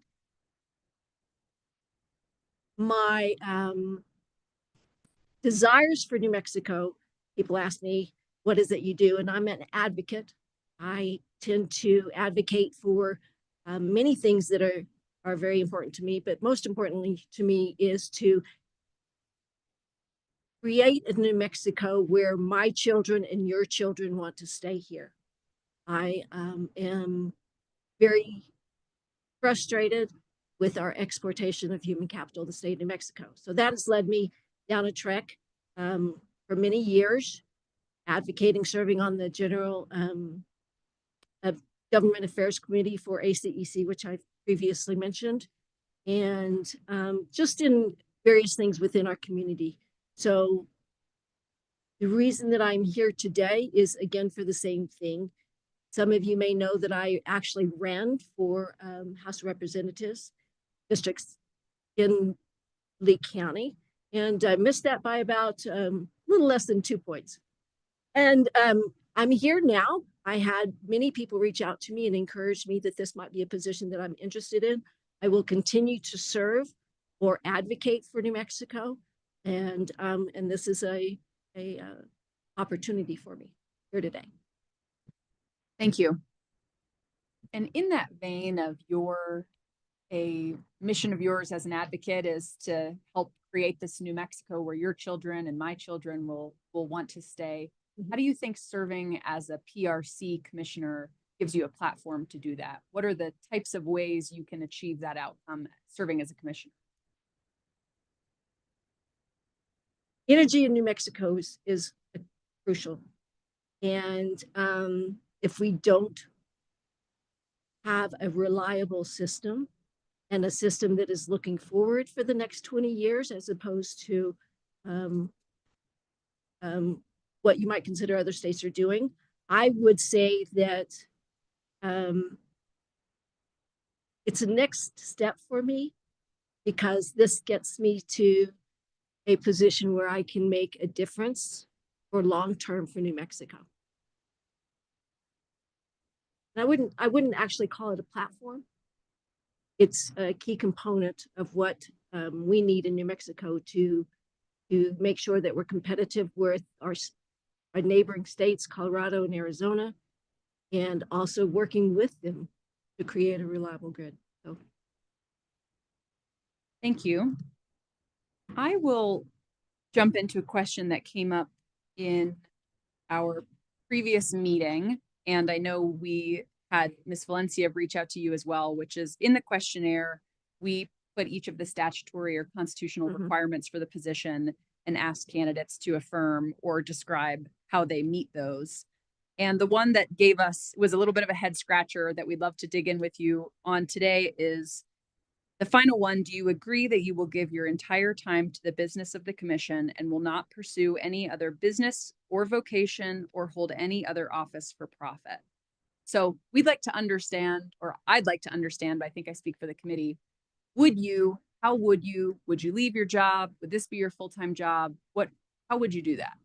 Well, and so there are a couple of questions for HR as well, which I'm not sure this is the platform, particularly since it's a state issue, state entity. But in answer to your question,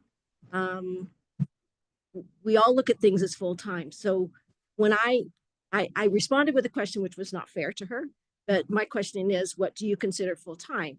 When you're talking about full-time employment versus full-time 24 hours a day.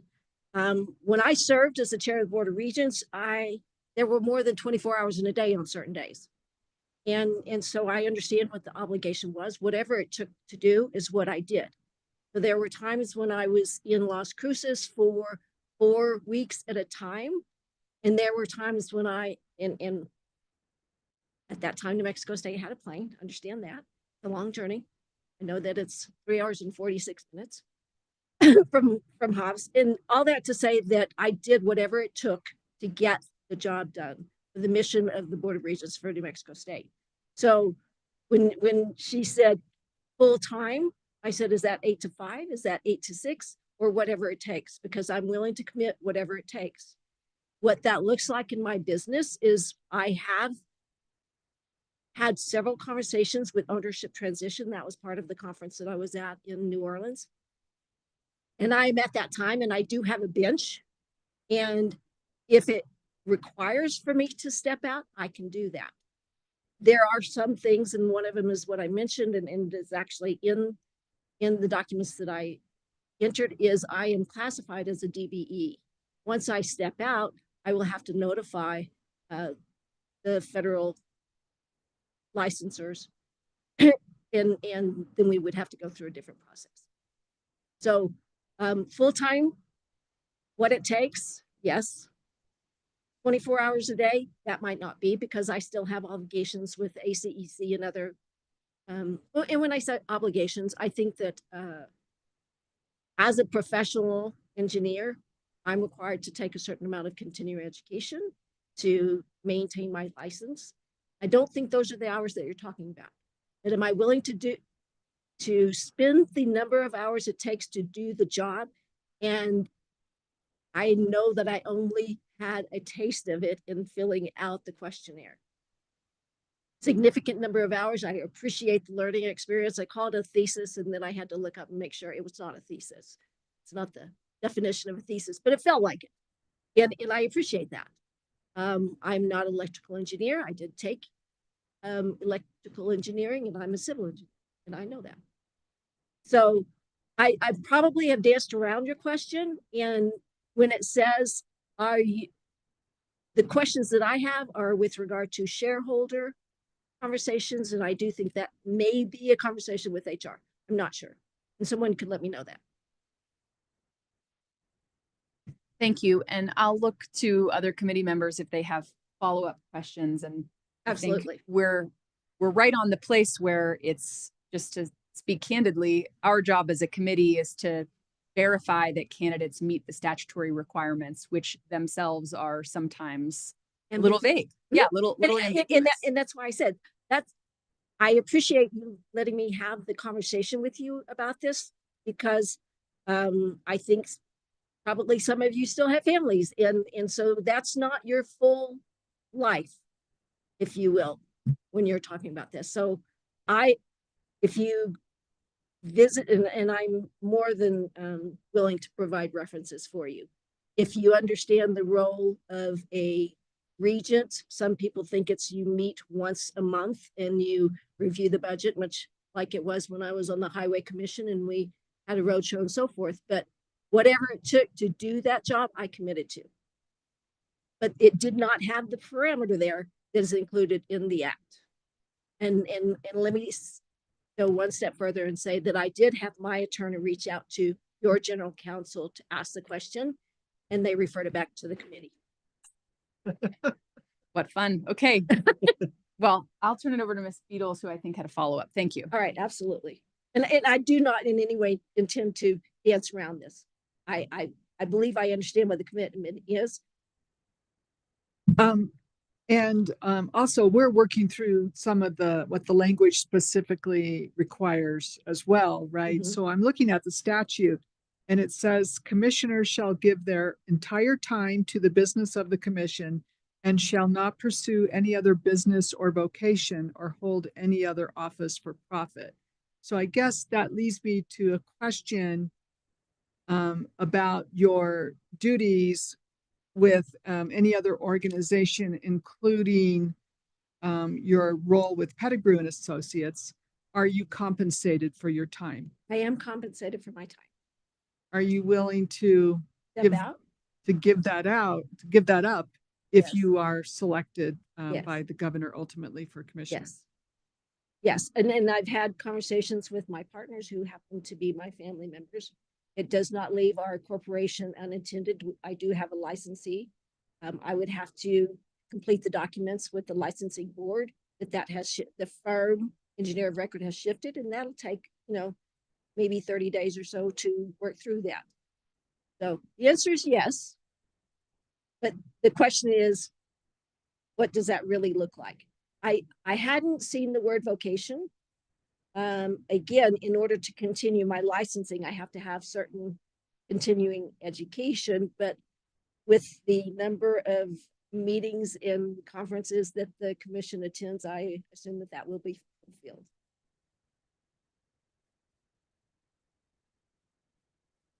And I'm happy to answer any other questions that you have on that. I understand it is privately owned. I've talked to several of the other engineers that have gone into positions similarly, like the state engineer. I've had conversations with my attorney regarding setting up a trust, those types of things. There's some particulars about that. I set it up in a trust. Again, I would have to ask HR how that needs to look.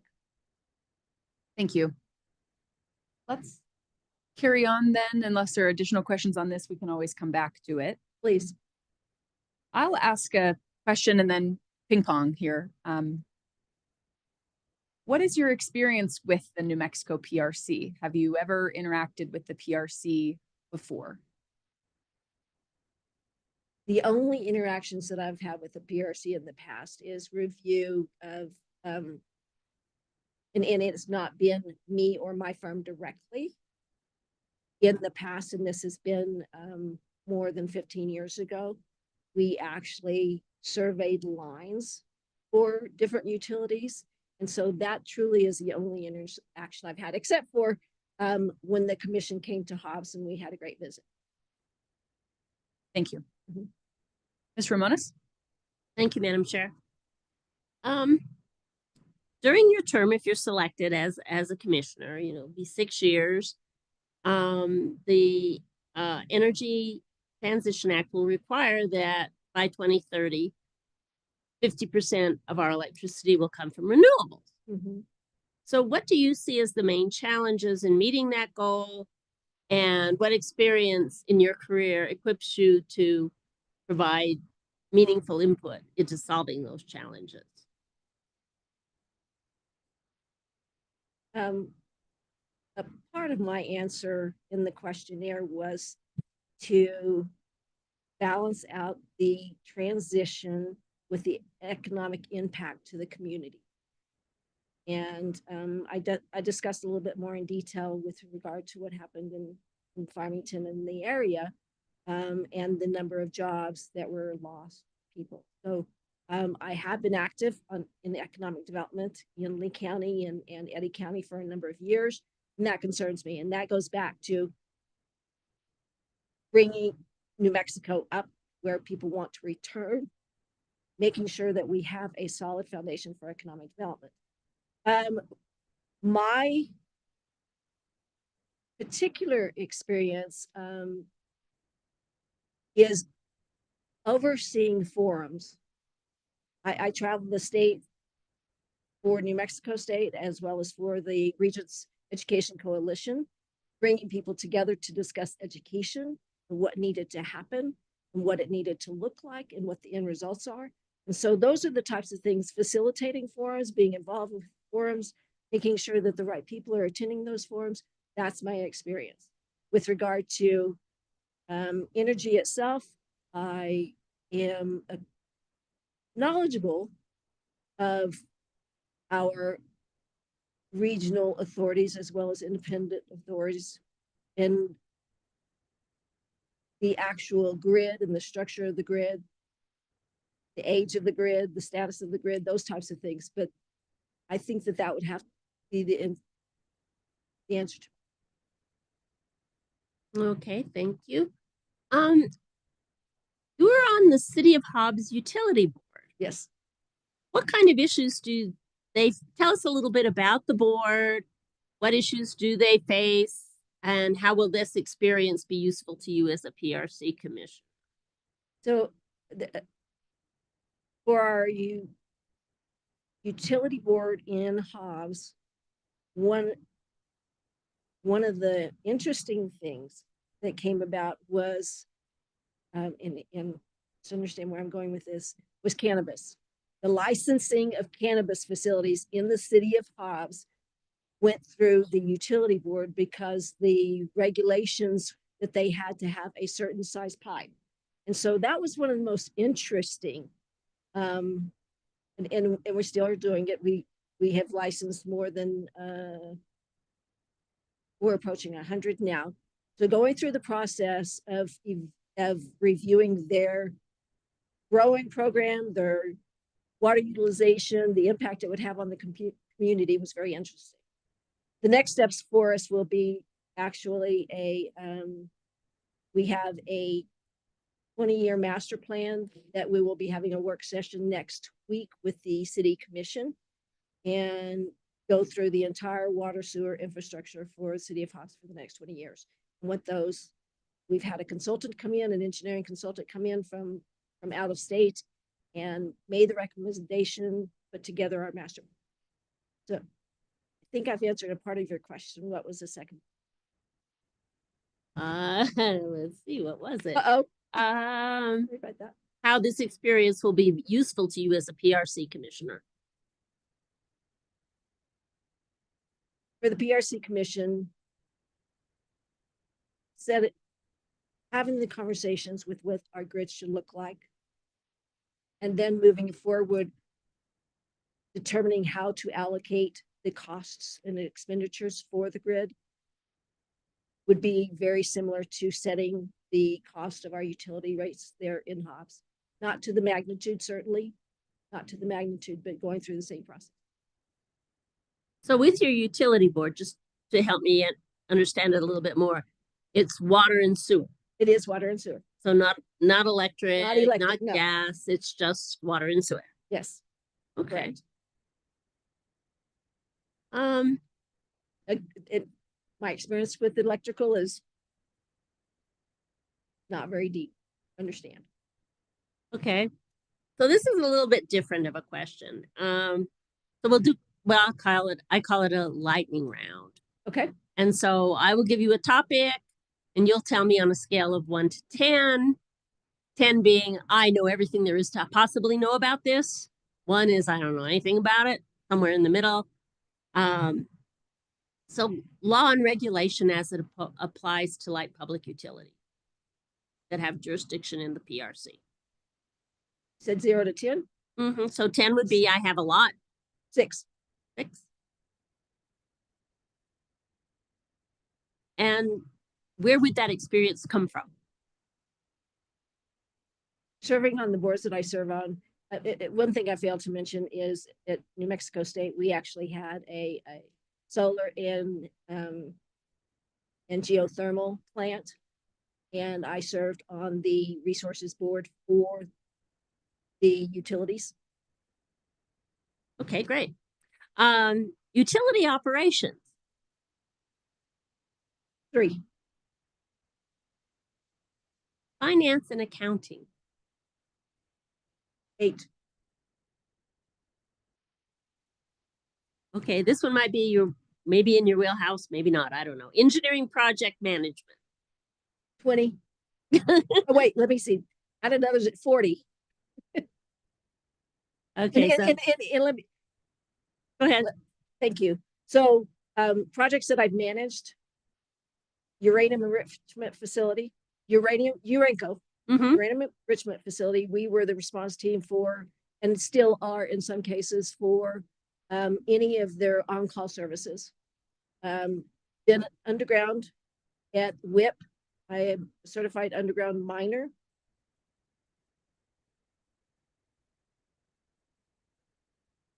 There you go. All right. There's more, but. Well, those are some good examples. Energy markets.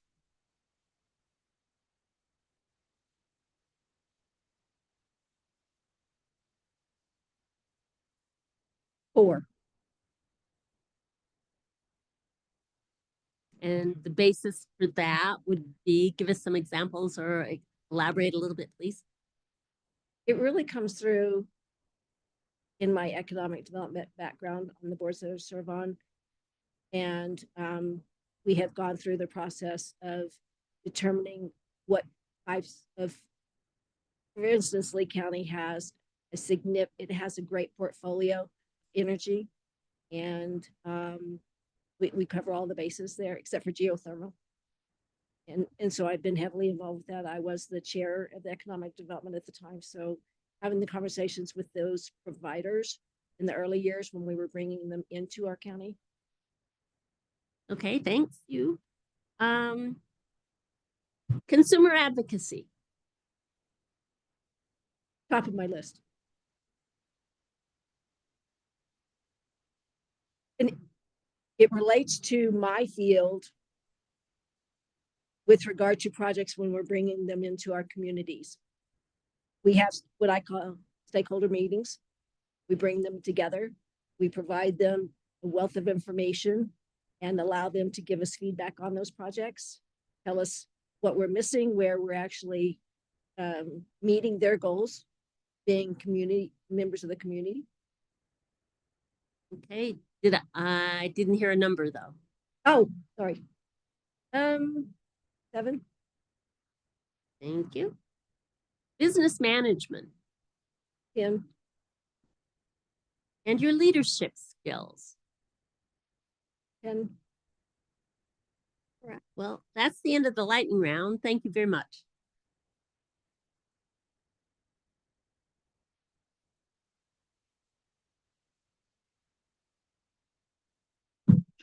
Changing it up. Mr. I Branker. know. I usually go last. Um, just to sort of fill out your qualifications, when did you receive your PE certification? 1979, sorry, 1989 1989. in New Mexico. That was my first one. And you still are. Yes. So I was going through your community involvement, etc. By the time I got to the end of it, I was exhausted. I'm sorry. Really guilty and inadequate.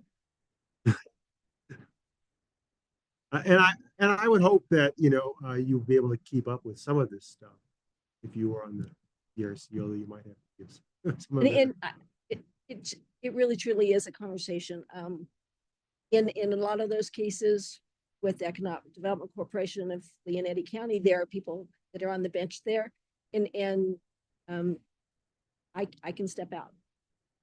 I don't see the provision in the statute as impacting somebody's nonprofit. It's business. It's it's business interests that really focuses that provision. So yes, I do appreciate that, and I did notice that you managed to make a rather seamless transition from being a Lutheran to a Methodist. There's a story there. Yes. And having grown up as a I still Lutheran, am baptized Lutheran. yes, as having grown up Lutheran, yeah, I don't blame you. Thank you. Thank you. Ms. Beatles. If you want to get something done, ask a busy person, right? So are you familiar with the Community Solar Act that was passed in New Mexico in 2021? And are you aware that none of the selected projects have yet broken ground? And do you have any thoughts about what the issues related to that are and what's being done or how things could or should be done differently? I do. In very candidly, some of them are entities that we've had conversations with. It is my own personal opinion, not that of my corporation, that a lot of small business entrepreneurs threw their hat in the ring, not being geared up to go out and construct, to actually go out, engineer, plans, construct type of project, and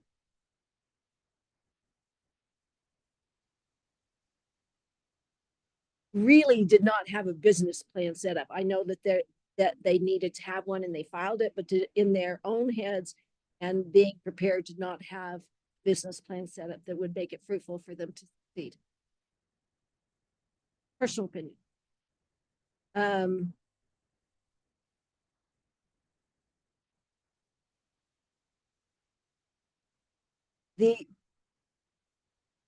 My solution to the early on part of it would been to have them engage with the local economic development forums and walk through the process with them so that they understood fully what it was going to take and be ready to embark when they threw their hat in.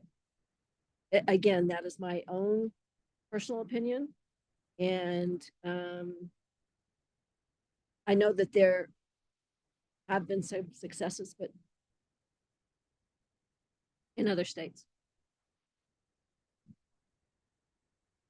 Moving on, the primary function, the core duties of the commission are to ensure that adequate and reliable service is provided at just and reasonable rates. So what would you do to ensure that the electric utilities are able to keep the lights on as we transition to zero carbon resources? What would I do as a commissioner? Yes.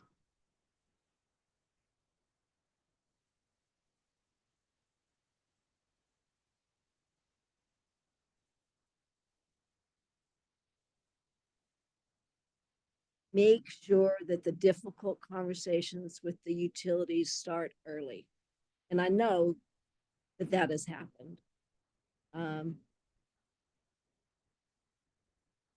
I liken it to conversations that we had on the Board of Regents where we came from different backgrounds, entirely different business acumen, and had to make difficult decisions that there were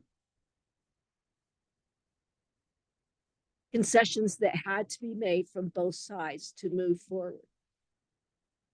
And so in that same realm, having the conversations, understanding their impact, and then again, keeping in mind that the goal is to make it fair and just for all of the residents, for New Mexicans here, and that we're all going to have to take responsibility for it. And that also may very well include costs on all sides. That's the only way I see that we can be in the state. We as a whole in the state of New Mexico, we know where we need to go. We know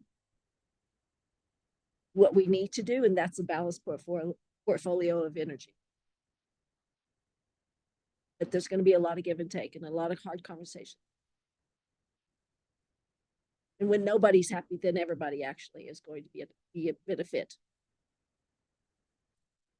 Do you have an understanding of how utility rates are set? Not all the way down to the nitty gritty, no. I know that I'm familiar with the 1920 law that just came into effect. I know that on the federal side, I know that you actually have to go through the process and understand what all of the costs are, and then sit down and make your rates.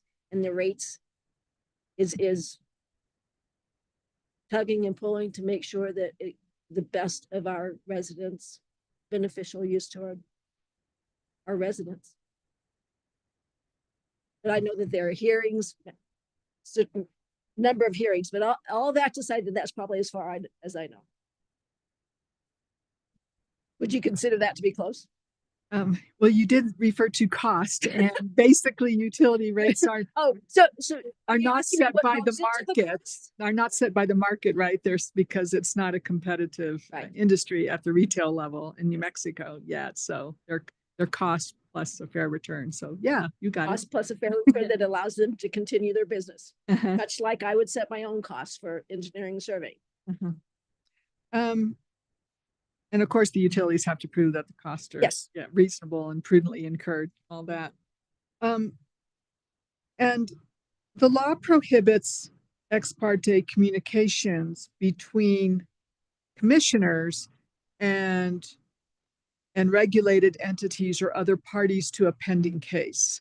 So how would you handle the situation personally if you're in your office and a representative of a utility or one of the interveners, it could be, come in and want to talk to you about an issue in a pending case in violation of the ex parte prohibition? I just, like, what is your style? How would you handle that? Being frank, I appreciate you stopping by, but I'm unable to discuss this, and you know that. I don't know any other way to handle it. If you're receiving a call, you don't have to accept the call. But there have been times when I've had information that had to be sealed until the time that it was you're able to discuss. Let me back up and say that one of my experiences at New Mexico State University was not completely similar, and that is that no more than 2 regions could have a conversation. And so the people that you discuss that actually are coming in and trying to have a conversation with you would attempt to have a conversation with the regent and then ask them to turn around and call the next region. And I had numerous conversations with the state with regard to what that looked like. I have been had my text messages and my emails searched a number of times over the years for that reason. And so I, as the chair of the Board of Regents, made sure that that didn't happen. I could talk one-on-one to each one of my regents and let them know exactly what was going on and communicate to them that they cannot have any further conversation. It stops there. Can I prevent it? How can I? But I can always tell them what the results are. They can be arrested and charged. And so I do understand what the intent is behind it, and I actually have upheld that throughout my years of service. Thank you for that. Mr. Baldonado. Thank you, Madam Chair. Thank you, Ms. Hicks, for your answers so far. I wanted to ask you what your perception is of the relationship that should be established between the PRC and the governor's office and the legislature, or should there be that or not at all, or how do you see how that works?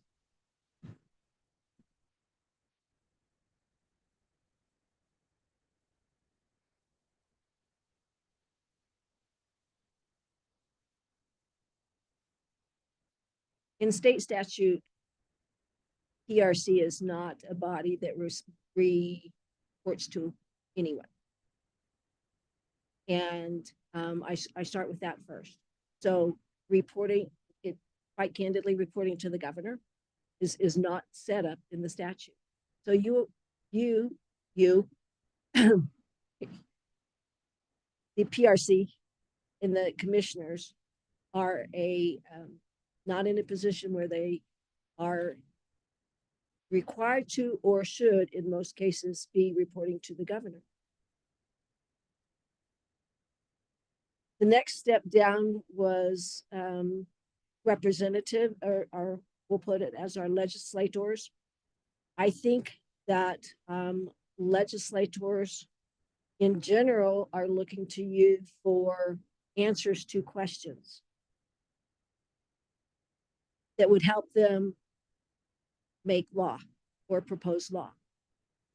And in that light, you should have communications with them. The commission and commissioners should have communications with them. But I handled it at New Mexico State it was through the chair. And as I said, they're trying to make law to suit the state of New Mexico. So I think that there has to be some communication. I'm sure that there's a limitation of what should be shared, but there should be communication. Again, this is in my opinion. And the governor, legislators, last one, covered it. Any follow-up questions? That was it. Yeah, a little bit. I didn't want you to. And maybe I'm off track there. Yeah, I wasn't necessarily asking. You used the word report to the governor. That's not necessarily what I was getting at. It was more, should there be an interaction between the PRC and the governor's office to make sure that there's communication established if there is the need for PRC to try and affect policy or try and propose something that might be necessary for the function of the commission. And I was under the impression that there was staff that actually reported and conversed with the governor from the commission. Is that correct? I believe there is. Okay. But there has to be two-way communication. Yeah, relationship building, things of that nature. Yes. I don't see the PRC commissioners, the three people that serve in that role, as being, they should be out and about talking about yes. points. And I'm regulating this for you. If you ever have questions, give me a shout. That kind of is kind of the vein I'm following with that. And I would agree. I would, as a highway commissioner, that was part of our I considered it to be part of the job duties, if you will, that we traveled the state, we had engagement, we made sure that people understood or they were able to ask any questions with regard to the process and procedures and how you get to the regulations. And part of it is enforcing them as well. So I think that the commissioners as a whole need to be engaging with the community and the leadership of New Mexico. Thank you. I apologize that I wasn't No, it's following, tracking you. hammered it out. Thank Yeah. you.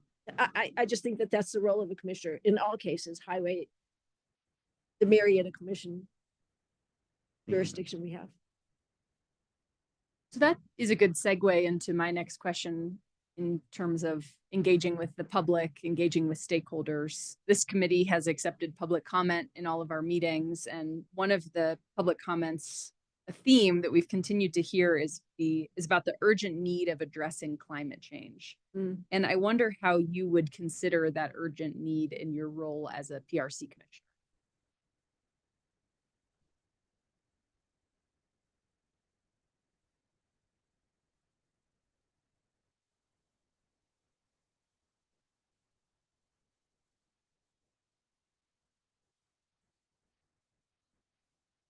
It's hard to describe urgent as it relates to the world that we're living in now and how long it's taken us to get to this point. Important and urgent, and Dale Carnegie and others have a little 6 square box that urgent, important, and you go through that. And so I think that there are certain things I would say that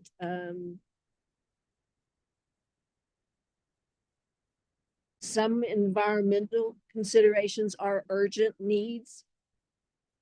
For instance, the flood in Roswell, that's an urgent need.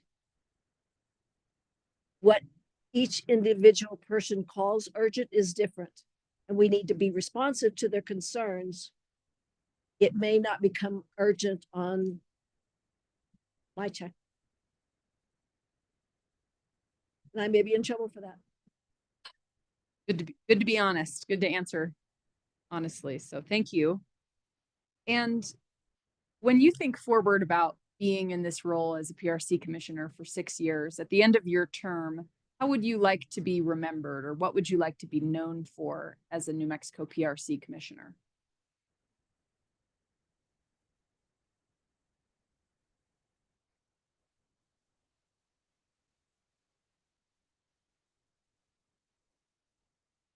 What comes to mind is having satisfied customers.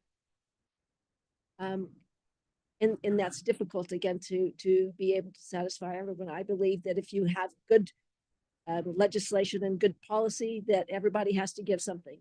And so in the most simplest form, I would hope that it would be that I was a good not legislator, but policymaker, effective listener to residents of New Mexico, those that receive the beneficial use, and that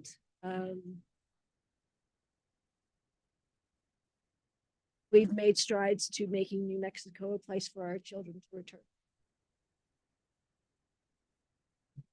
Thank you.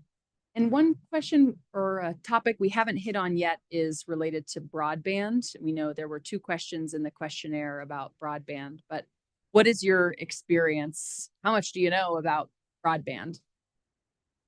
I could say that my experience is fragmented like our broadband. New Mexico State University, as I said earlier, we had a commission. It was called the Regents of Higher Education Coalition, and we brought together a group early on. And there, when you go to the broadband website, you'll find a little bit about this. But we actually established a consortium where we had the top IT and cyber folks from the 3 major universities. And we had a regular weekly call to discuss how we were going to try to help the state and the office of broadband at that time, that's not what it was called, but to move forward and get connection across the state. And so bringing those folks together and having the weekly conversations it was pretty much a think tank trying to figure out where we needed to go. soon after that, and then I rolled off of the Board of Regents, the office was established. So my conversations with the staff at Broadband helped me to understand the actions that they've taken so far and the policies that they've set. And I keep up with that. My frustration, and I expressed it in my responses, is that we spent a significant amount of money and we're still fragmented. And during COVID, I don't want to reiterate all of my answers to that, but education is a hotspot for me. And the fact that we had a number of students that could not learn and could not study was very disheartening. The fact that we're still at the bottom of the list in math and reading is very disturbing to me. So broadband plays a significant role in our higher education. And it's close to the top of the list of things that I think that need to be addressed in the state of Mexico. Thank you. That concludes my questions, committee members. Does anyone else have any additional questions they'd like to ask? Maybe ask Sure. a couple more. Mm-hmm. You know that being a PRC commissioner entails keeping up with a lot of issues that are rapidly changing. There's technology issues and what's going on in the state as far as economic development goes. And this is a period of transition. So how do you keep abreast of energy markets, industry developments, renewable energy and greenhouse gas reducing technologies, public policy developments, and best regulatory policy? Attending the conferences that I just mentioned, we have an energy subcommittee as well. And so generally speaking, the conversations are not what's going on in each state. Those conversations are what is going on at the national level. So that's one of the forums that I attend regularly so that I can stay up to date with regard to energy policy. I do a lot of reading. And I listen to podcasts. One of them is Volts, really good. I that helps me significantly. And then the economic development forums, we have Energyplex there in Lee County, and then we also have the forum in Carlsbad that is the Mayor Summit. And those are the types of things. If it's not reading, it's a forum or it's my podcast.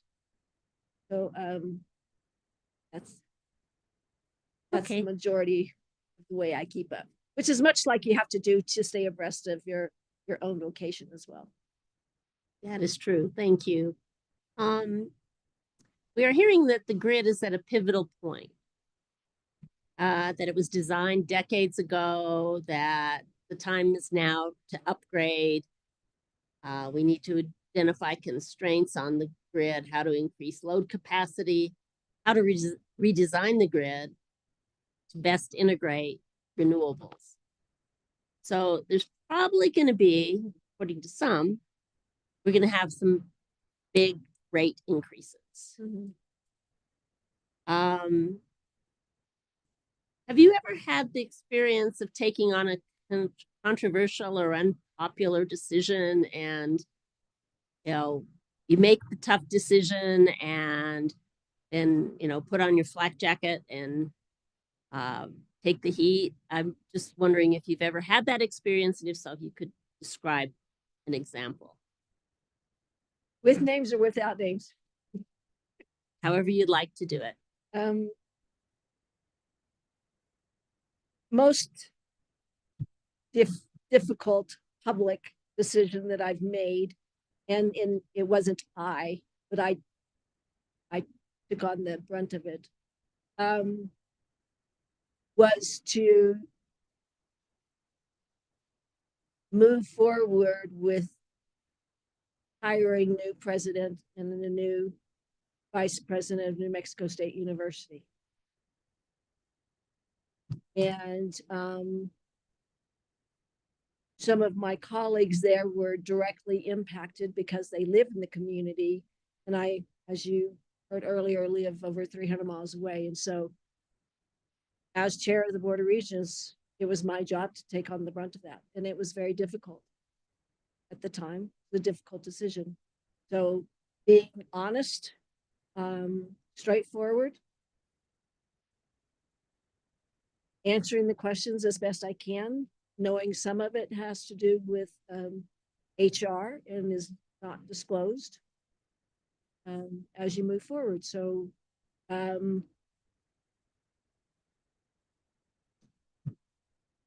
blunt force trauma,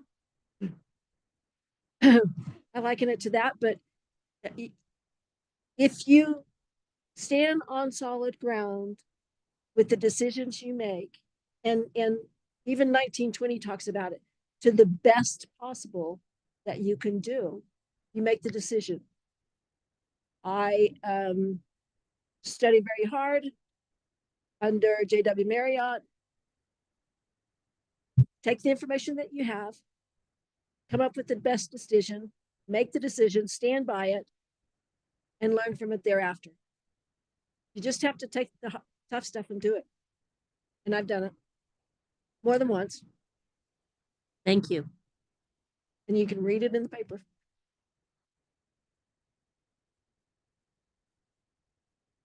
Okay. Oh, and a little bit more humor. And you can actually read it in the minutes of the legislative session if you want to go to a Valentine's Day presentation. Valentine's Day.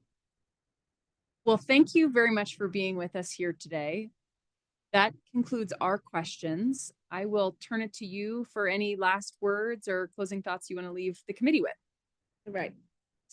So I want to come back to the questions that each of you have asked me a part of. I have the ability to step out of my company. As I said, I've counseled with other licensed engineers in the state. State engineer was one of them, to understand what their process was. There's going to be, when I'm successful, there's going to be some conversations that need to take place between general counsel here and my attorney to understand exactly how we meet the law and they come together on that agreement. As I said, I have the bench behind me. It's not something that I haven't and we haven't already addressed. It's going to take a bit of time because attorneys take a bit of time to write documents. So, but I am able to do that. I am willing to do that should you decide that I am the candidate moving forward. Set and ready, if you will. Thank you. Well, grateful for your time. Thank you for your interest in serving the state as a commissioner. And that concludes our interviews for the day. And I would say thank you very much for all of you. I know that for the amount of time I spent answering your questions, it took you more time to write the questions. And I appreciate each one of you and your diligence in this effort and your commitment to New Mexico as well. It's important to all of us. Thank you, Ms. Higgs. Have a great evening. Thank you. So we are now wrapping up item 10 on our agenda. So we did have a second public comment window in case we needed to continue it from earlier. We did not have any spillover, but we'll give the opportunity if there's anyone else in the room who would like to provide public comment today. Seeing none. Do we have anyone signed up online, Patrick? Madam Chair, we don't have anyone online. Okay. Well, then closing remarks and discussion of next steps. First, I am really grateful for everybody's time. Like I said yesterday, staff, I know this is a lot of work and a lot of your time too. Everybody on the committee, this is a big commitment to take 2 days out of your lives to be here. So thank you for being engaged and being prepared. I think that means a lot to the candidates too. They're putting themselves on the line here too publicly, and I'm just grateful for all of us engaging in a really honest and fair way, respecting each other's time. We are done with our interviews. We have a great crop of candidates. We will reconvene on November 7th is our final meeting. We will do that here in the Capitol with the room location shared in advance, as well as with the meeting start time. Right now, it's on the calendar for 10 a.m. So barring some change, I expect that's what the agenda would reflect. And that is our final meeting. So we will decide which candidates to move forward to the governor for consideration, and ultimately decision is hers. Those are all the next steps that I have. Maybe I should say before that, we're expecting to receive an update from staff about the background check type questions that were asked or will be asked. So check your PRC email addresses. And then one outstanding item that I know we had asked for is some clarity on salary. So hopefully we have an update in advance of or during that meeting. We shall see. That decision rests with the governor's office. So we'll look to see if we have an update there. And the other item for the agenda is whether or not this committee wants to come up with a plan to pursue legislative clarity around some of the ambiguous terms in the statute, or whether there's some other approach that the committee wants to take. So those are the items on the agenda as I see it November. Mr. Baldonado. Madam Chair, with regards to salary, were we just trying to clarify if it stays the same from that the question? Yes. Can we ask governor's staff? Yes. Okay.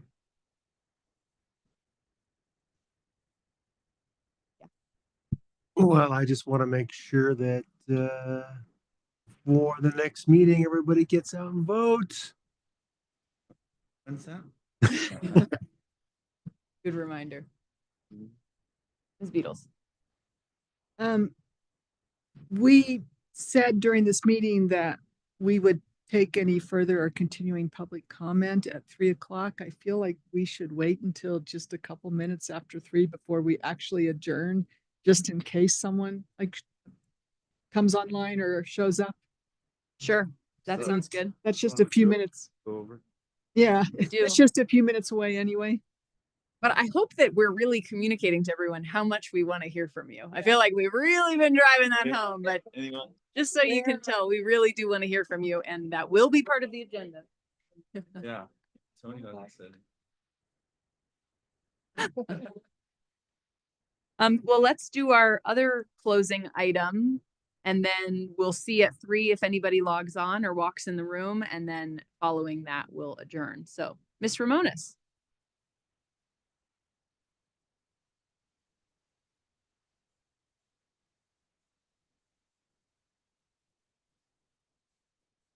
I should be talking. So this has absolutely nothing to do with any of the candidates that we have interviewed the last 2 days. But it is kind of an HR kind of a joke. So the chair of the PRC nominating committee asks the commissioner candidate, why do you expect such a high salary when you have no experience in the field?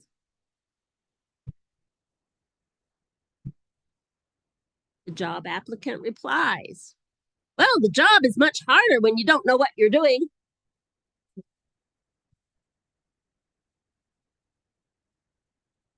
Let the record show I did not ask any candidates that question. That was a good joke, though. All right, well, let's sit here for 2 minutes. Well, I modified it.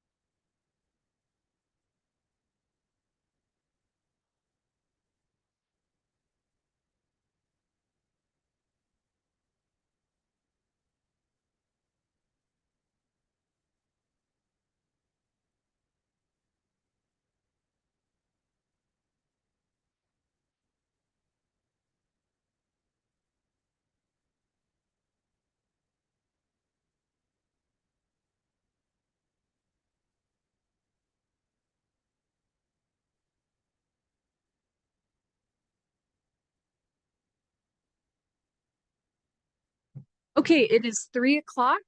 Do we have anyone in the room who would like to provide comment? We've had no new arrivals in the room. Did anyone come online, Patrick? Madam Chair, no one came online for public comment. All right. Well, it's because they're all waiting for the 7th. They're going to be so excited to join us then. So thank you, everybody. Safe travels home, and we'll see each other in a couple of weeks.